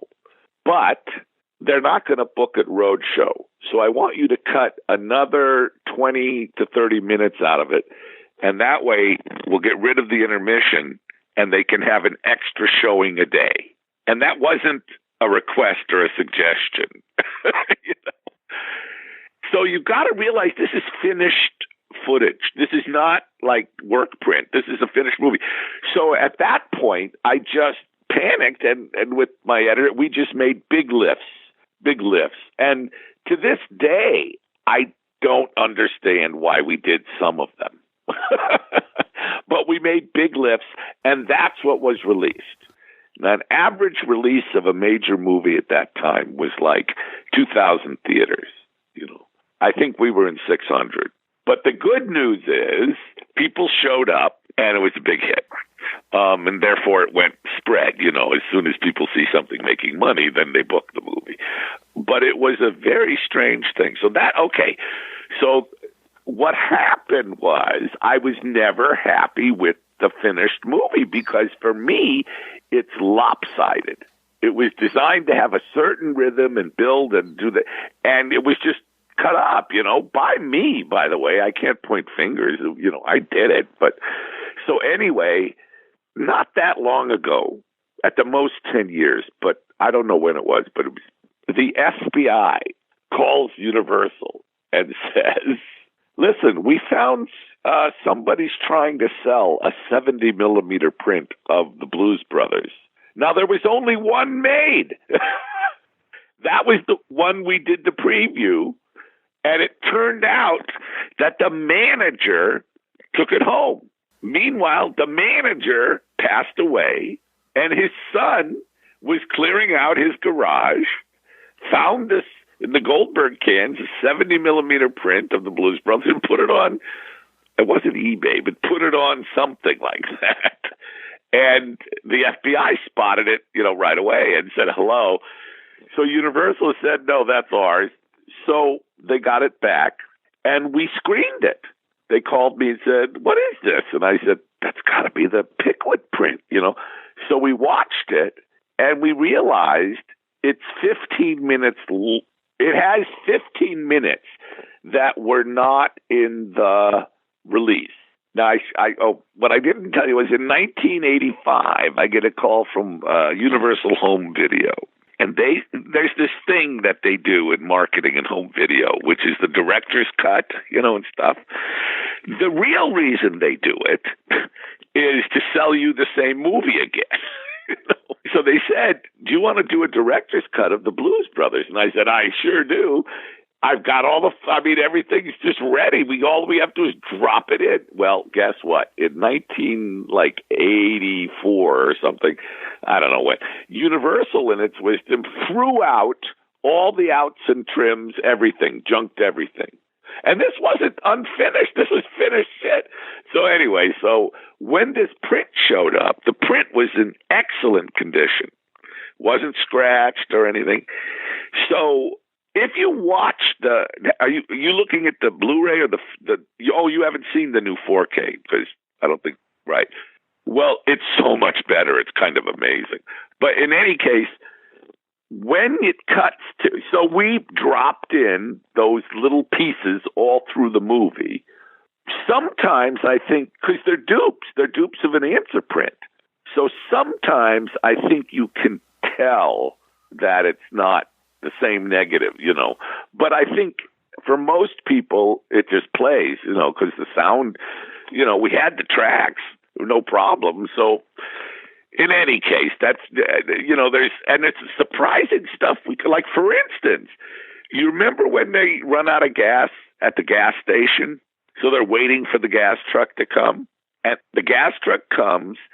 He plugs, the car's filling with gas, but they're not paying attention. So you see how the gas is spilling out of the car all over the place. And Danny says, come on, let's go, And that's how it is in the movie. In the movie that came out and everyone has seen. Well, we built that gas station and then we blew it up. In fact, in the 15 minutes, putting back in, John tosses his cigarette out the window, and it's a huge fucking explosion that Jake and Elwood don't notice. Now, why did we cut that out? I think someone must have said, I don't know why, actually. I'm so curious about what else was in there that we can't see today. In the version with the 15 minutes, the James Brown's number is longer. John Lee Hooker's number is longer. And what I like very much is when John and Pinetop Perkins get into the argument at the end about who wrote the song. That's not in the movie that everyone saw, but we are able to save that, There there's a lot of stuff that's longer. And also there's gags that tiny moments. There's a thing that I thought was funny, but to distill the movie down, at the end when Jake and Elwood are in an elevator and the entire might of the state, the military, is coming down, all these men and machinery are coming down on Jake and Elwood, and you cut to them and they're just in an elevator listening to a music Girl from Ipanema, And there's just a little moment when Elwood is snapping, doing this thing with his fingers. Right. And John tries to do it, and Elwood shows him how to do it, then he can do it. And it's just a little Laurel and Hardy moment that was cut out of the movie, and I think it's really funny. So I don't know. I can't explain any of this because it's so long ago and God knows what our reasoning was. But there's one scene in one version of the script that I read where they basically pull out of the prison at the beginning and pull pretty much right into a whorehouse. Yeah, I never shot that. Yeah, Danny loved that. I didn't like it. It had a joke, the whole joke was that, Jake goes in with the prostitute, the door closes, and, less than 10 seconds later, he comes out. Okay, let's go. And I thought, to set that up is 7 minutes, and then that's the joke. I never shot it. In fact, there's a lot of stuff in the script I just didn't shoot. And then there's a lot of stuff in the movie we just made up. Yeah, the end of the film, I think the last maybe 20 minutes seemed to be covered in 3 pages of the screenplay I read. I was just like, wow, you guys really expanded that out. I mean, especially with all the SWAT guys and just all of that insanity. Don't ask me to explain any of it. I really think I was how old? I was 28. Give me a break. It was, and also, that everyone talks about the drug use on the movie and stuff. Well, truly, John's drug use got very bad, and it was scary and dangerous, and it did cause problems, but mostly because we all loved John, and it was heartbreaking, And candidly, he's not his best in the movie. He's got some great moments, but a lot of it, I'm unhappy with a lot of his performance because, if you look at him in Animal House, he's right there all the time. Sometimes I thought, gee, I'm glad for those dark glasses. But John, I loved him. He's a wonderfully sweet guy, and it was heartbreaking, that shit. How long after the Blues Brothers came out did you guys start talking about doing a sequel? The studio wanted to do a sequel because the movie made money. But the sequel came about because Danny really wanted to, remember I told you he's evangelical about this? Well, so many of the great blues artists were dying. And Danny calls me, says, we've got to put these people on film. We have to document these great, So he wrote a script and I got with him and we rewrote it and we made a script. And actually I got enthusiastic because the script was quite good. And the studio really was dragging its feet. There were 3 different regime changes, not ownership, but, new heads of production. And finally, the one who greenlit the movie left. And the woman who replaced him didn't want to make the movie. So she said, this movie, people don't know, you have to put a child in it. And we went, what? You have to have a child in it. And so, okay, well, because Danny's adamant we're making this movie. So we rewrite it, put a child in it. And then she says, well, you know what? Maybe you should have a black blues. I think there were 15 drafts. And everything really bent or wild or really out there kept getting hammered down. And it was very clear to us that if we caused too much argument, they just shut it down. So the idea was, we just have to do everything they want and then we'll get it made. And it's interesting because by the time we were finished, this was like a year. And by the time we were finished, the character that John Goodman played was no longer a character. I said, Danny, who is this guy? He stands there. It's like, what the fuck? And it was a strange, it was made for very little money. We had to shoot in Toronto to save money. It was interesting because it is astonishing who was in that movie. And ironically, so many of them have passed away.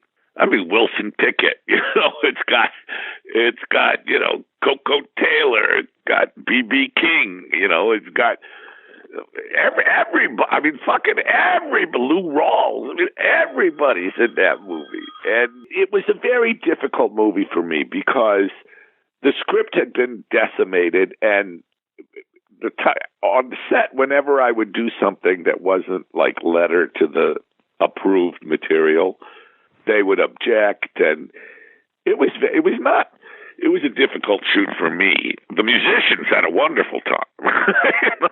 And there are moments in it I'm quite proud of. The biggest difference between the first one and this one is the first one, the technology at the time, most of the musical numbers were to playback, which is the traditional way it's done. We would record stuff the night before and then shoot it.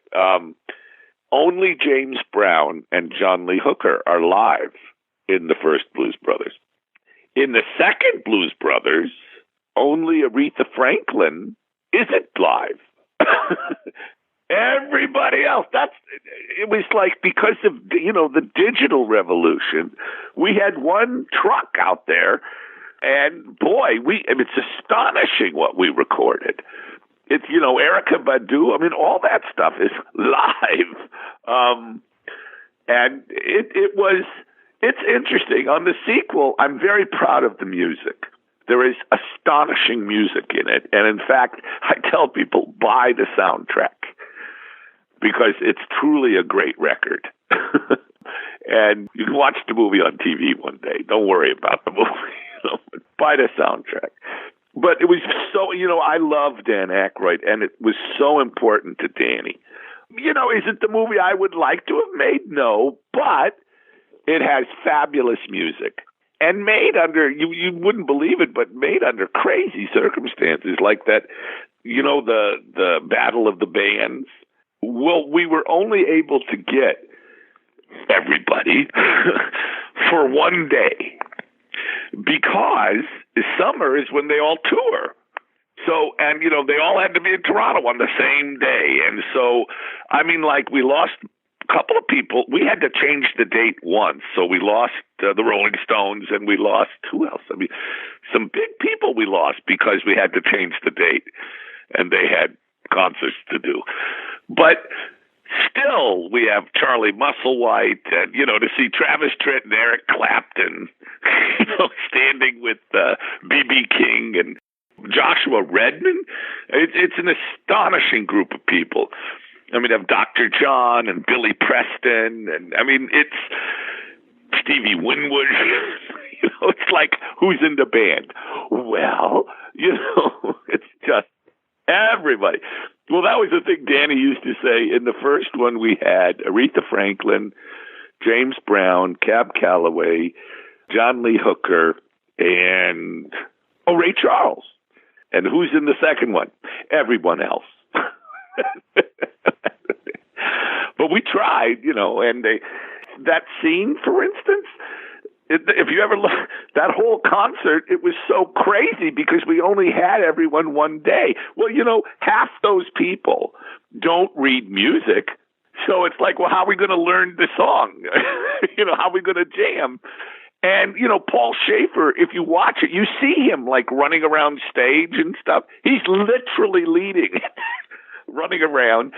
We shot the rehearsal of one thing, and then, because we were in Toronto and so many movies were shooting that summer, that I needed extra cameramen, because normally we just carry 2 cameras. Well, in the concert, I wanted 6 because it's live, and and the problem was I got the worst camera operators because you get the dregs of the dregs, and it was heartbreaking what we didn't have. That they fucked up, it was really like, But we did get some wonderful stuff. And what I thought was so funny is everyone who was there was so excited to be there. And they were so excited, the musicians themselves. And you see, they were all running around taking pictures of one another. And it was funny. They really, Dr. John, who's so, his recording we did that night, of Season of the Witch. Have you heard that? Oh yeah, that was amazing. It's amazing, and we rehearsed it when we were to go to a recording studio in Toronto. We rehearsed it once and then did it. And most of it is the Blues Brothers band, and they are superb musicians. And it was I love, and also Junior Wells in that canary yellow suit. I don't know if you ever saw the movie, but he sings a number, and we there was nowhere to put it, so I just said, well, I'm putting it at the end. I put it at the end of the end credit. So I don't know if anybody saw it, but at least I got it, And so it was, it was wonderful. It was just such remarkable people, and B.B. King has been gave me shit for years that he wasn't in the first one. he would say to me, because there's the mural we had outside the pawn shop. And he said, I'm on the goddamn wall, but I'm not in the goddamn movie. He was a wonderful person, PB, really lovely man. And a road I mean, he would tour like, 235 days a year or something. It was like crazy, his schedule. And he always put on a great show. I worked with BB a lot, I mean, did you ever see Into the Night? Yeah, you made that documentary about him. Oh, that's right. Well, he did, it was the first time it was done. It's been done since. But he sat with headphones and Lucille, his guitar, and watched Into the Night like 3 times. And then the 4th time, he played along with the movie. And then Ira Newborn wrote a score around BB's guitar. And since then, Ry Cooder and Eric Clapton have both done that. But, it was like, I really loved BB. He was a really sweet man. He was like an African king. He was the Lion King. He had, 45 grandchildren, something like that. Well, some legitimate, some not legitimate. But, and he said, I got to work. I promised to put them all through college. I've got to work. And, he was a lovely guy. And Cab Calloway, I was so happy to work with Cab Calloway. Of all the actors, or musicians as actors, he is so great in that. He had quite an acting career. Have you ever seen, the movie with Steve McQueen, Edward G. Robinson? Oh, the Cincinnati Kid. You ever seen it? Oh, yeah. Well, Cab's one of the big-time players. Yeah, he's amazing. He's in a lot of movies. And, in Porgy and Bess, the role of, what's his name? Shit. The guy who sings It Ain't Necessarily... Oh, Sportin' Life. It was written for Cab Calloway, and then he couldn't do it because of a movie commitment. But he did do it in a famous revival of the show years later, but on Broadway. But, Cab Calloway, I wanted Cab Calloway, and so I flew to... He was performing in Dallas, Texas, and I flew to see him, talk to him, and he was very professional and reserved, and we talked, and he agreed to be in the movie. So then we're in Chicago. We've been shooting like a month, and the old Universal, not connected with Universal Studios, but Universal Recording, where Chess Records did all their cutting. It's a shitty little place, but that's where we cut all the music in Chicago. And Cab came, we were all excited, and we laid down the tracks. So all he had to do was come in and lay down the vocal of Minnie the Moocher. So I found his original arrangement from 19, whatever it was, and that's what we recorded, with the Lou Marie, the great horns and stuff. We recorded it. Then he comes in, hello, and he says, okay, where are the charts? So we give him the chart, and he looks at them, and he says, what the fuck is this? And I said, it's Minnie the Moocher. And he said, I know it's Minnie the Moocher. And he said, but what's this? This arrangement. And I said, Cab, that's your original arrangement. He said, well, I thought we were well, here's what happened. Cab had re-recorded Minnie the Moocher since the 30s. He did, of every major dance craze. So he did a rumba Minnie, he did a cha-cha Minnie, he even did a twist Minnie, he did all this stuff. And then he had just recorded a disco version of Minnie. And he thought he was going to sing that. And I said, oh no, Cab, I want you to do this. And he said, but that's so old-fashioned. And I said, Cab, I beg to differ. That's what I want. And he got very angry because he thought he would be selling his records, and everybody was like, uh-oh.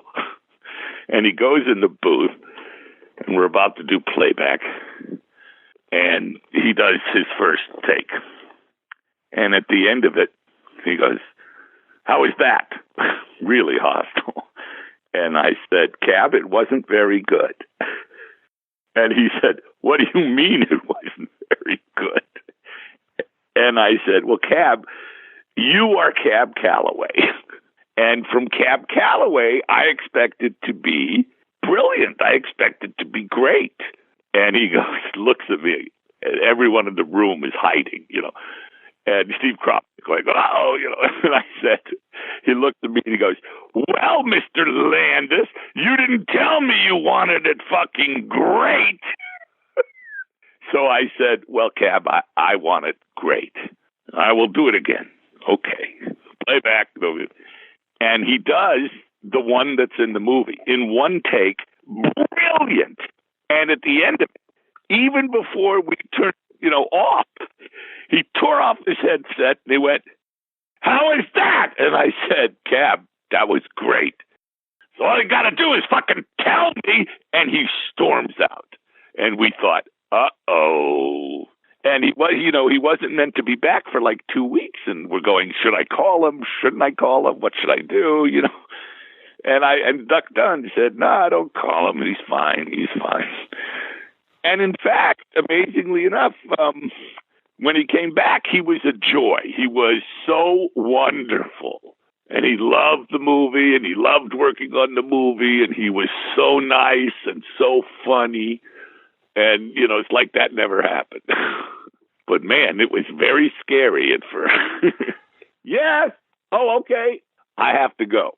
But if you want to call me back, you can another time. Oh, that would be great. This has been terrific. Again, I can't thank you enough. This has been great.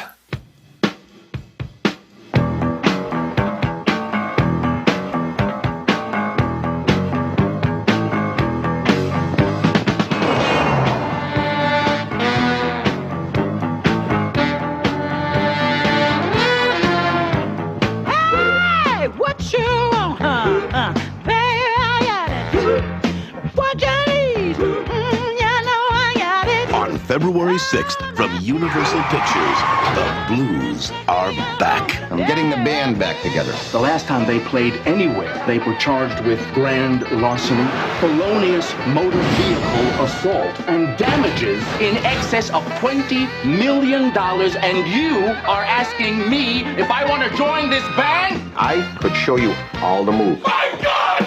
Help us! And this is Mighty Mac, the new lead singer in the band. I said, hey.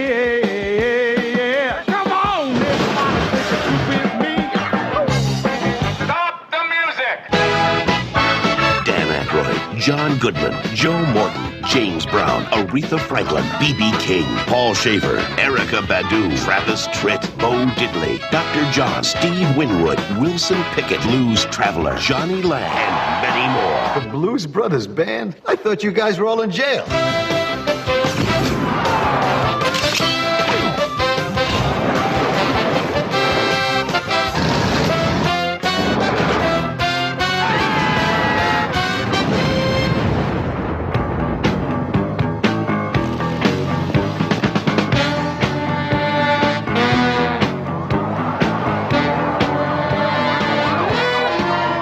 Dan Aykroyd and John Landis.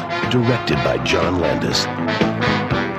All right, we are back and we are talking about the Blues Brothers. And I mentioned the cartoon version of the Blues Brothers earlier, and that never really happened. I was glad to see that there's an article out on the Lost Media Wiki talking about it, and there's even a couple scripts for it floating around and some animatics. Meet Jake and Elwood. Oh, mama! Two guys who belong in a cell. All he did was compliment his sister's skirt. Yeah, but you did it from the inside. Try to be nice. Animation cell, that is. Punch it!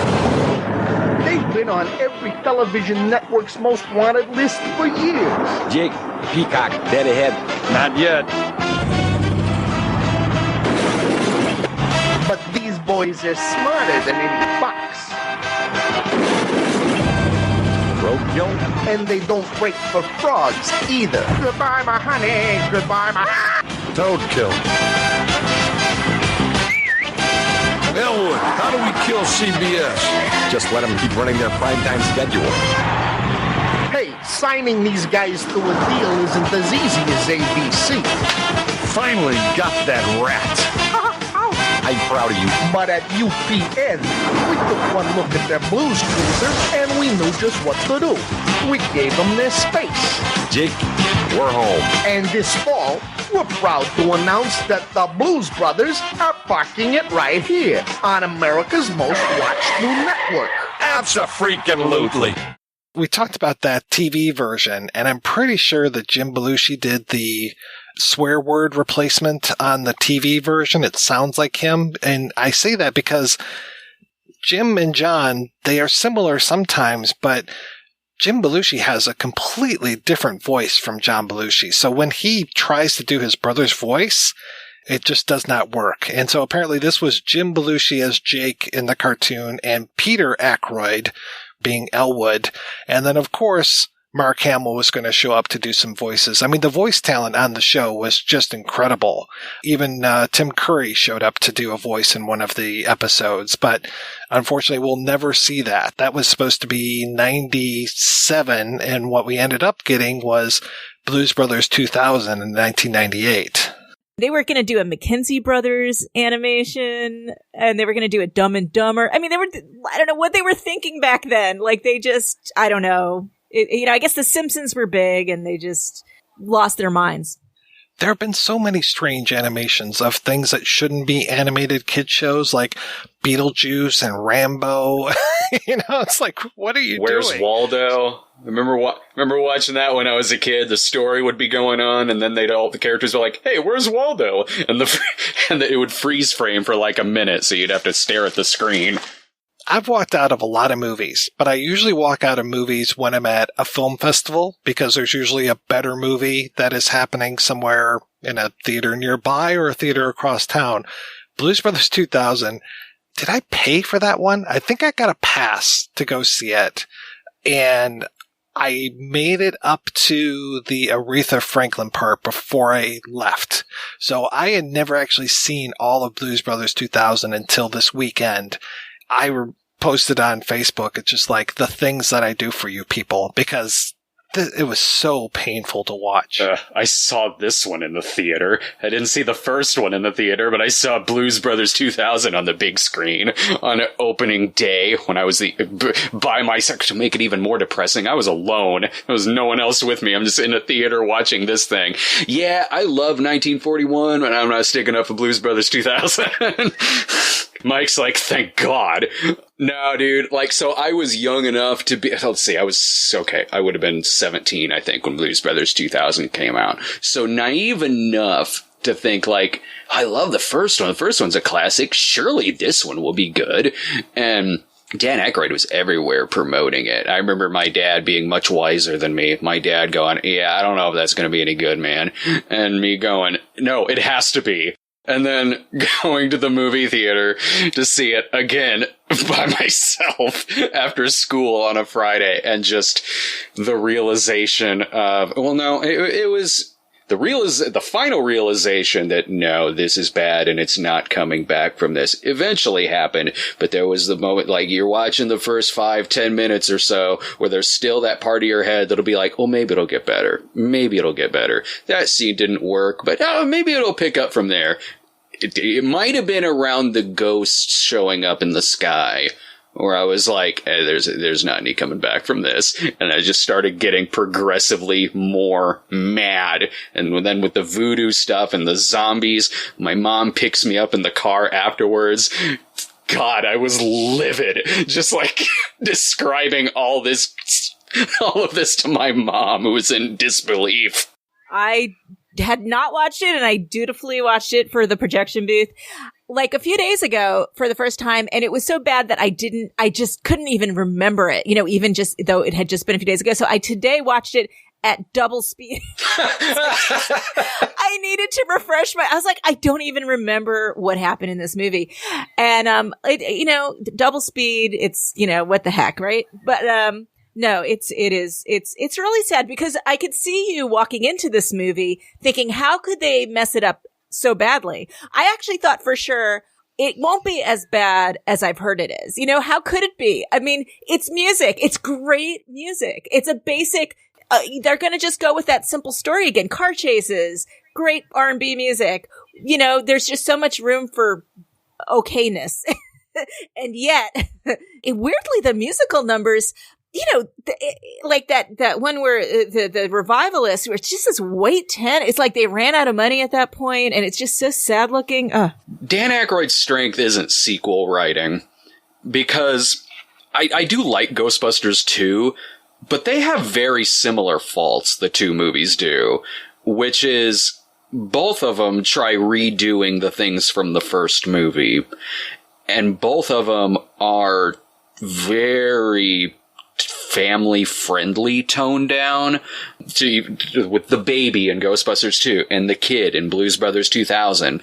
And whereas we're talking about all that cinematography and everything in the Blues Brothers, like at one point looking like a horror movie, and then all the stuff with the car chases.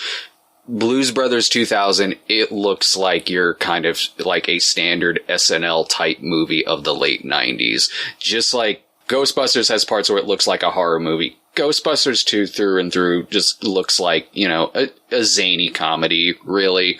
But Blues Brothers 2000 did make me way more mad. Blues Brothers 2000, it's so flat. Like, the lighting is so flat. Like, we mentioned the strip club that's in Blues Brothers 2000. Everything is just, like, lit from above. It looks like, like when you go into a movie theater and it's got the, kind of an ambiance to it, like when you're in there. But then, I don't know if y'all have ever been in there when they turn the cleaning lights on, which are these, like, high-powered overhead lights, right? So that you can see all the gunk in between the seats and everything. That's how the movie looks like it was lit, with, like, the cleaning lights on. Because it was just like, there's nothing here. There's no ambiance in the strip club. There's no ambiance any place. And it was just like, what are we doing here? Everything, like you said, it does look like an SNL movie from the late 80s or late 90s, where it was just like, this is completely flat. Like compare the Penguin's office and how it looks so cryptic and just all of this stuff on the walls and stuff in the original. And now she's been promoted and she's just in this, like, flat looking office. I know I keep using the word flat, but that's how everything feels to me. Oh, dude, you're totally right. And right now, like, the effects too, because the effects in the 1981, dear God, do they still hold up? Nah, dude, in Blues Brothers 2000, when Joe Morton floats up into the sky and whoa, like, it like slowed down Mortal Kombat Annihilation. The art direction is just terrible. Everything just, there's no thought put into it. I mean, you think of in the Blues Brothers, the original, going up those stairs to see Stigmata. That is just like art. It's just gorgeous. It's just like they would never, you just know the people involved with this other movie would never have been able to, even with a bigger budget, really been able to be that creative with it. You have to wonder, of course, like how much rewriting we don't know about, whenever these movies come out, who doctors these movies, maybe there was that kind of thing going on. But yeah, to think that it was Dan Aykroyd and John Landis writing this thing and then Landis directing it, it's so puzzling. It's just so puzzling. And then, again, the music, the last thing you want to hear Aretha Franklin do is Respect. Come on. You couldn't come up with anything else for her to sing. It's fine to have her back, but I mean, it was the most, all of the music is kind of, some of the music is a bit eye rolling. Joe Morton actually does a great job, singing. But I mean, in the beginning, you have Dan Aykroyd and, John Goodman in front of Junior fucking Wells and Lonnie Brooks, who are these just amazingly talented people. And they're just in the background. And we have, John Goodman cutting up on stage. You don't even see them performing till the end credits. It's really heartbreaking. It's also, I think there's a little bit of you can feel a self-indulgent vibe a little more with maybe Dan Aykroyd's choices. I don't know. Yeah, I was very concerned about that because I had read that Landis and Aykroyd weren't happy with things. And then I read the screenplay and I was just like, okay, this screenplay dated a year before this movie came out, probably a year before it was even shot. I was just like, this is exactly that. But from what Landis says, there was a ton of studio involvement and all these regime changes that happened.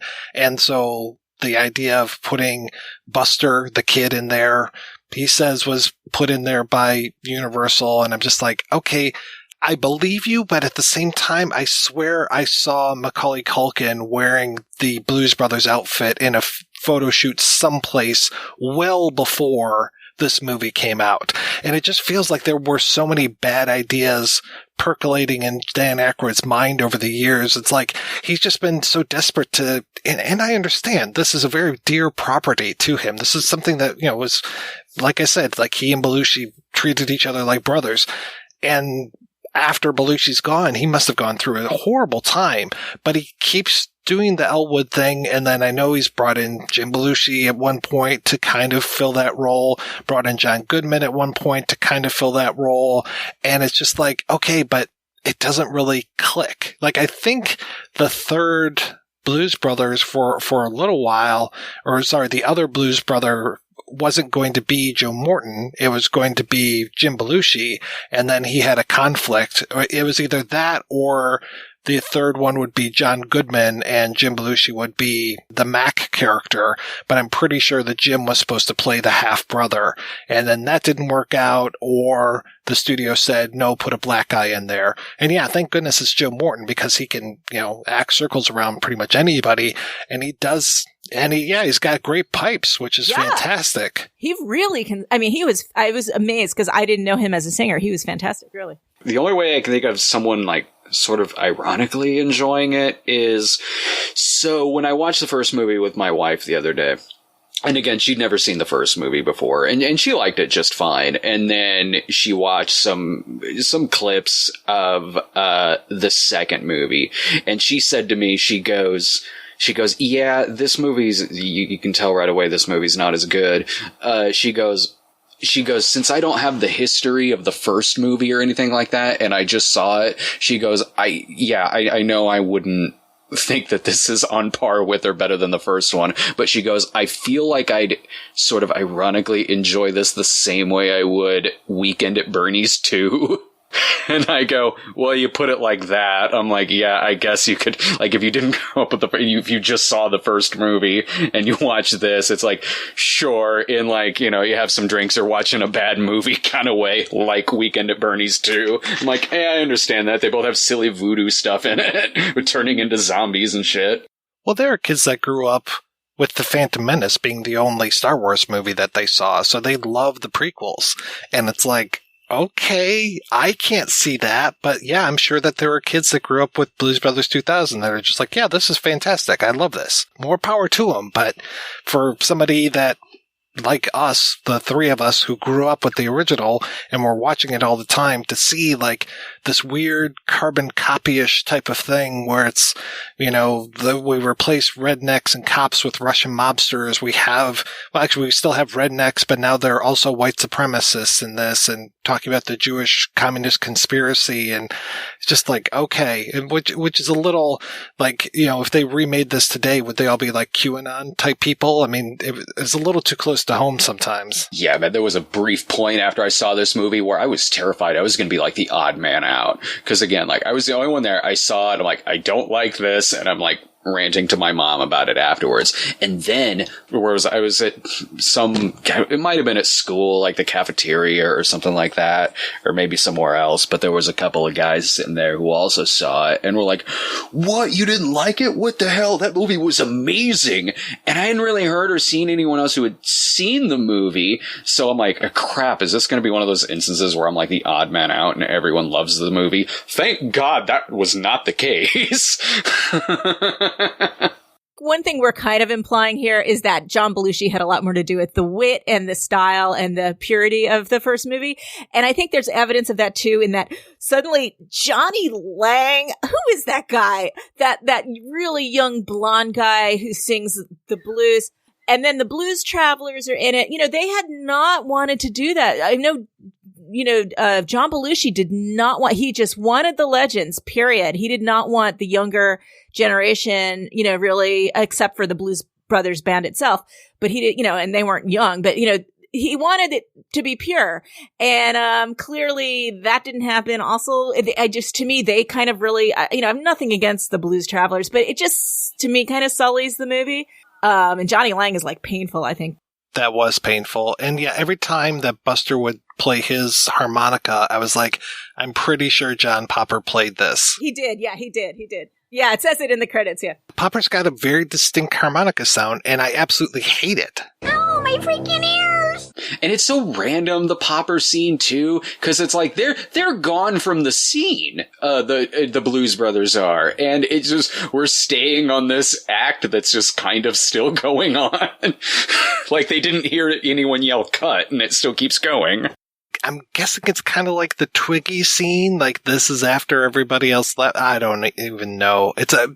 Like I said, it's a weird, such a strange movie. What I will give it is that at the end, when the Louisiana Gator Boys are up on stage, and I'm just like, holy shit, to see that much talent on one stage was really phenomenal. That was all I could say for the movie. There are some musical moments. I think the phone number, the 634-5789, that's a fun number. It's, again, the set is kind of blah, but it's, well done, and it's, it's a nice, again, except for Johnny Lang's little cameo there, but it's otherwise, it's clearly, Eddie Floyd and Wilson Pickett, they're amazing, and it's a great song. So the songs at the end, I even like that sort of Caribbean song they do, I think is a nice song in itself, even though it's kind of silly looking, but it just isn't enough. It's too late. Our hearts are already broken by that point. I know, like the little flat Blues Brothers flag that I would have up like in my hand is at that point already just like cartoon lowered, like pew. There was one moment where I was watching the movie and I'm just like, why are they even in this battle of the bands? Like, I couldn't remember what the push of the movie was. Like, in the first one, we're like, okay, yeah, $5,000 for the orphanage. Okay, cool. We're on a mission from God. All right, I got it. I'm gone. In this one, I'm just like, why are they doing this again? I don't even understand. Yeah, I don't know. I don't remember either. And I watched it twice. And it also, like, negates the first one, too, because when they go to the Penguin at the beginning of it, she's like, oh, yeah, the orphanage closed down. Like, oh, okay, well, fine. Fuck those kids. I guess it wouldn't have mattered if they gave Spielberg the money at the end of the first movie. And I guess Jake might have been in a different prison from Elwood because he doesn't know that Jake died. I didn't get that one either. When I first saw it, I took that as Jake was released from prison first. I guess maybe since Elwood was the one doing all the driving in the first movie, I think at the time I probably thought like, okay, I guess maybe Elwood's prison sentence was longer. I mean, I could be wrong. If they probably weren't even thinking about that when they wrote the script. Like, yeah, they're just like, we have to come up with an explanation why Jake's dead. And we have to make it a little poignant. Like him standing there, it is sad. It is sad. Yeah. It is. And that's why, Brad, you were saying in the first 5 minutes, you're like, okay, yeah. But then after that, it just falls apart. What a sad day that was in theaters. I still remember it. It was 22 years ago. I just wanted to take like a Silkwood shower after I walked out of it. I was like, please, just get this out of my brain. Yeah. Please. The things we do for podcasts, Anything else we want to talk about the Blues Brothers?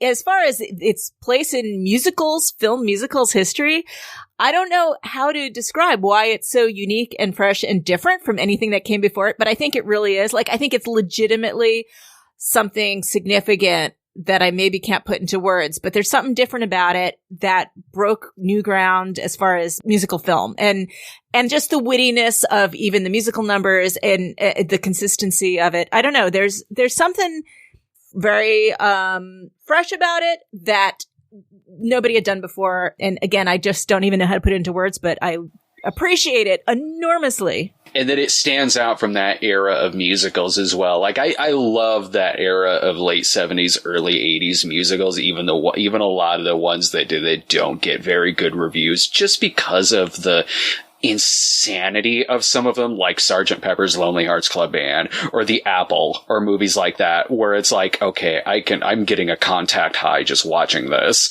Bugsy Malone.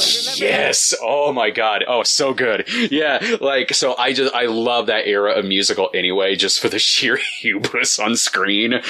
Blues Brothers really stands out from that. Cause yeah, again, you see the spectacle and the money on screen and everything like that. So it does certainly have all that with the scope and everything, but just makes it so great even beyond that, from the one-liners, the comedy, the chemistry, the musical performances, just the standout quotes and lines that they give to everyone, from people who have large amounts of screen time to people that are only in the movie for 10 seconds. It's just so many great things all coming together to make this really perfect musical comedy. And I will say, if people haven't heard Briefcase Full of Blues, the Blues Brothers soundtrack, Made in America, right, was the third album. I mean, I used to listen to those things on repeat when I was, in my folks' car, and then even in my own car when I finally was able to drive. Great albums. There's also The Best of the Blues Brothers, which was released, I think, in 94, which is just all performances of theirs. There's also The Blues Brothers Live at Winterland, which is them opening for the Grateful Dead. I think it was the last night of Winterland before they knocked it down, I guess. At least that's what it sounds like from the beginning of the DVD. So those are out there as well. Also really worthwhile checking out, because you get to see just some really great performances. And again, the energy that they had on stage, their showmanship, the showmanship of the band, it was top notch. And, they luckily they captured it with the first Blues Brothers movie. But if you want more of that, they have other avenues that you can go down and see more of that performance energy that they had. So highly, highly recommended. All right, let's go ahead and take another break, and we're going to play a preview for next week's show. What do they call it anyway? Karaoke? It's karaoke. Baby, let's cruise away from here. Hollywood Pictures invites you. Hi. You're gonna fly away to escape your problems and just duet. We're cruising together. Duet. Rated R. Now playing at a theater near you. That's right. We'll be back next week to close out Musical Month with a look at duets. Until then, I want to thank this week's co-hosts, Susan and Brad. So, Brad, what has been keeping you busy lately, sir? I've been going at a really good pace here lately, because we were originally going to go to my in-laws for the holidays. That got canceled because we were like, let's not go on a train. So now I didn't have to do a bunch of work in advance. So now I can kind of chill for the holidays and kind of work at a good pace. But I'll be looking at things coming up on the show for The Shining. I'm going to look at Zardoz and Thief in the Night and a lot of kind of random stuff I got coming up. One of my favorite apocalypse films. I know, dude. I'm looking forward to seeing that one again. I hadn't seen that since high school. So I'm like, yeah, I'm looking forward to revisiting this. And a line that I never understood from James Brown in the Blues Brothers, that it comes like a thief in the night. I had no idea what he was saying until I finally watched the Blues Brothers with closed captions on. And Susan, what's new in your world? I'm wrapping up. I only have 3 more episodes as of this recording of Rosemary's Baby 666, which I've been dragging along like a dead corpse across the finish line. Then in the new year, 2021, I'm going to be launching a new podcast. Actually, my friend Joe Dater, New Yorker cartoonist Joe Dater, who's on my podcasts a lot and who lent me this wonderful book, he's going to be co-hosting with me, and I think we're calling it the Comedy Film Funnel. And it'll be every episode we look at a different comedy film, which, I know you have a lot of movie podcasts out there to listen to, but, we have our own unique take. And he's incredibly funny and really knows this stuff. And I love doing this, doing the research, and it should be fun. Brad, if you like The Shining, Susan did a podcast called Shining 237, where she went through 2 minutes and 37 seconds of The Shining each week. For how many weeks did she do that? It was 53 episodes. And I had Danny on. I had Stanley's daughter on. It was great. It was really fun. So yeah. I'm writing that down right now. That's totally up my alley.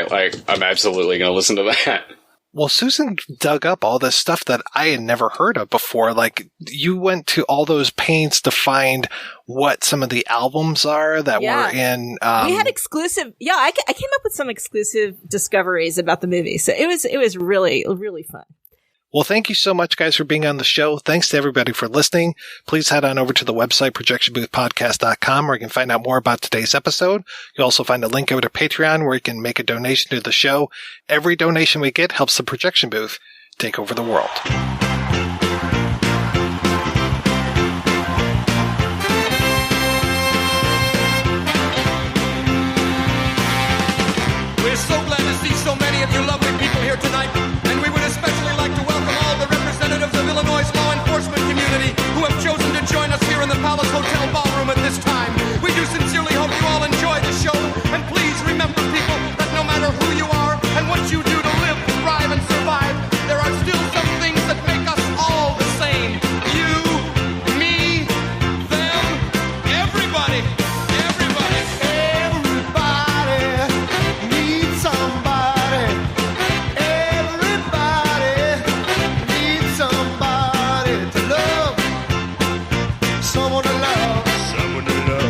sweetheartness, sugar to kiss, I need you, I need you, I need you, in the morning, when my soul's on fire. Sometimes I feel a little sad inside, when my baby mistreats me, I never know how to do.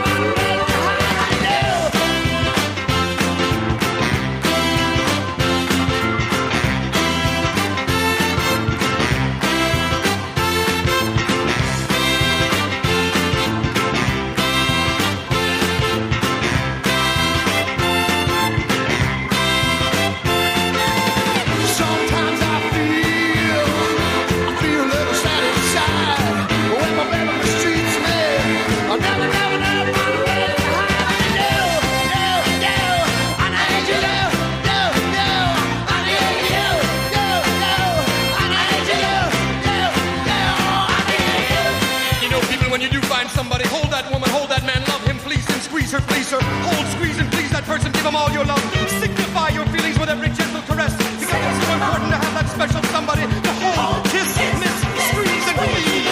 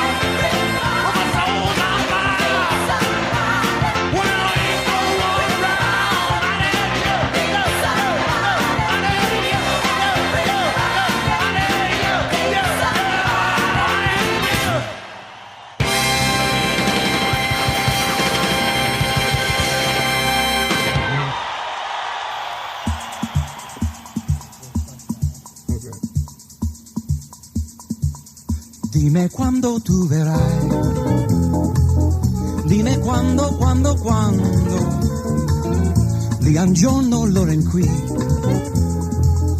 forse te mi bacerai, ogni istante tenderò, fino quando, improvviso ti vedrò, sorrentendo me. Vuoi dirmi di sì, devi dirlo perché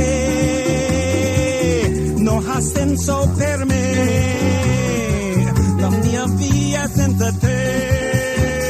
Hey, dimmi quando tu verrai, dimmi quando, cacciando tu verrai, non te le creeremo mai.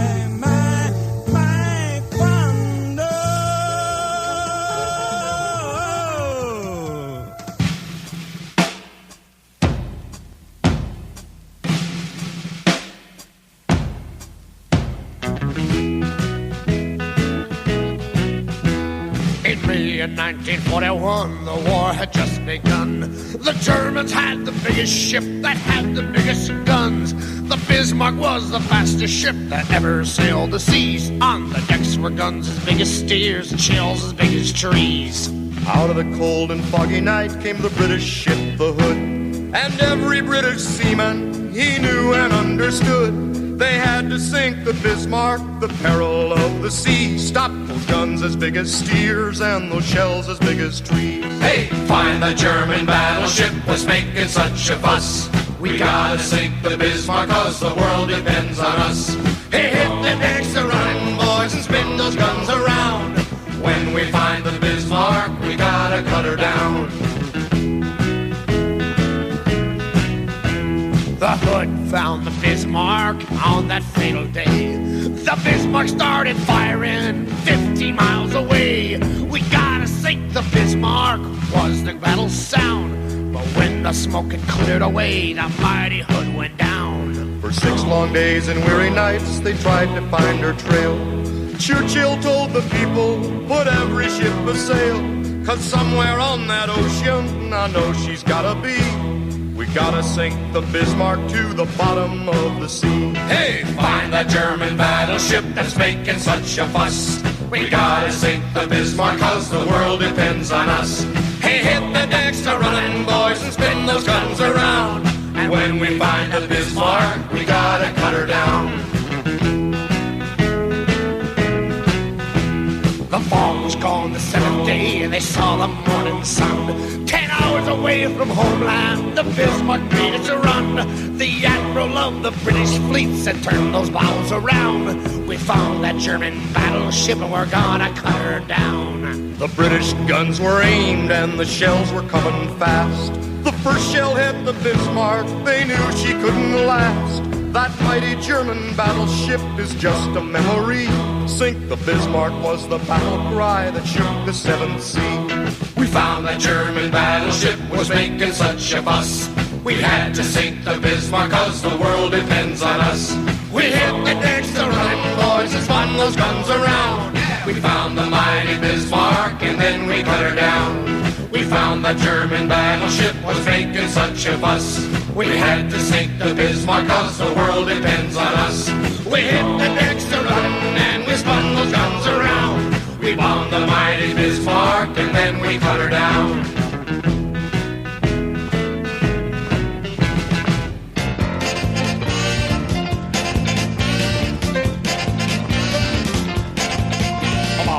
Here, I hit another hit of it. Here, I hit another chicken walk. I got a hit another kitchen water. I got a hit another hit of it. Here, I hit another hit of it. I got a hit another hit of it. I got a hit another shop.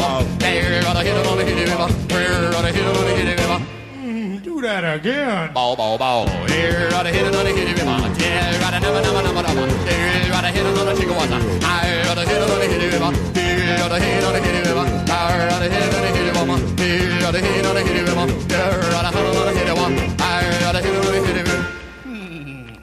Have you ever heard of a wish sandwich? A wish sandwich is the kind of a sandwich where you have 2 slices of bread and you wish you had some meat. Bow, bow, bow. Here, got a hit another hit of it. Here, got a hit another hit of it. There, got a never. Now, got a hit another hit of it. Here, got a hit another hit of it. Here, got a hit another hit of it. I got a hit another hit of it.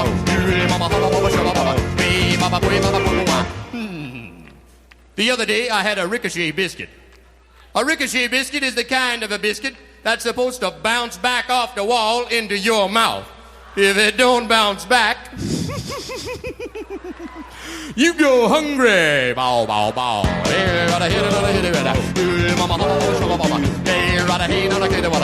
I got a hit another hit of it. Here, got a hit another hit of it. I got a hit another hit of it. I got a hit another hit of it. I got a hit another hit of it. The other day, I had a cool water sandwich and a Sunday go to meeting bun. Bow, bow, bow. Here, got a hit another hit of water. I got a hit another hit of water. Here, got a hit another hit of water. Here, got a hit another hit of water.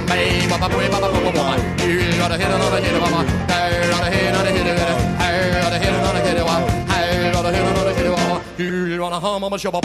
Here, got a hum of a chicken. Here, got a hum another hit of water. Here, got a name on a hum. Here, got a hit another hit of water. Here, got a hum another hit of water. Here, got a hum of a shop. Here, got a hit on a chicken. Here, got a hit on a chicken. Here, got a hit on a hua. Zoom on a hum of a chicken.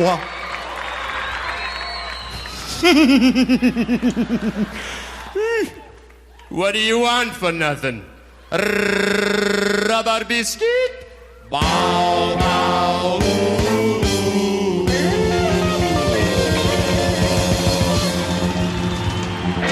Elwood! Elwood! I'm his brother Jake.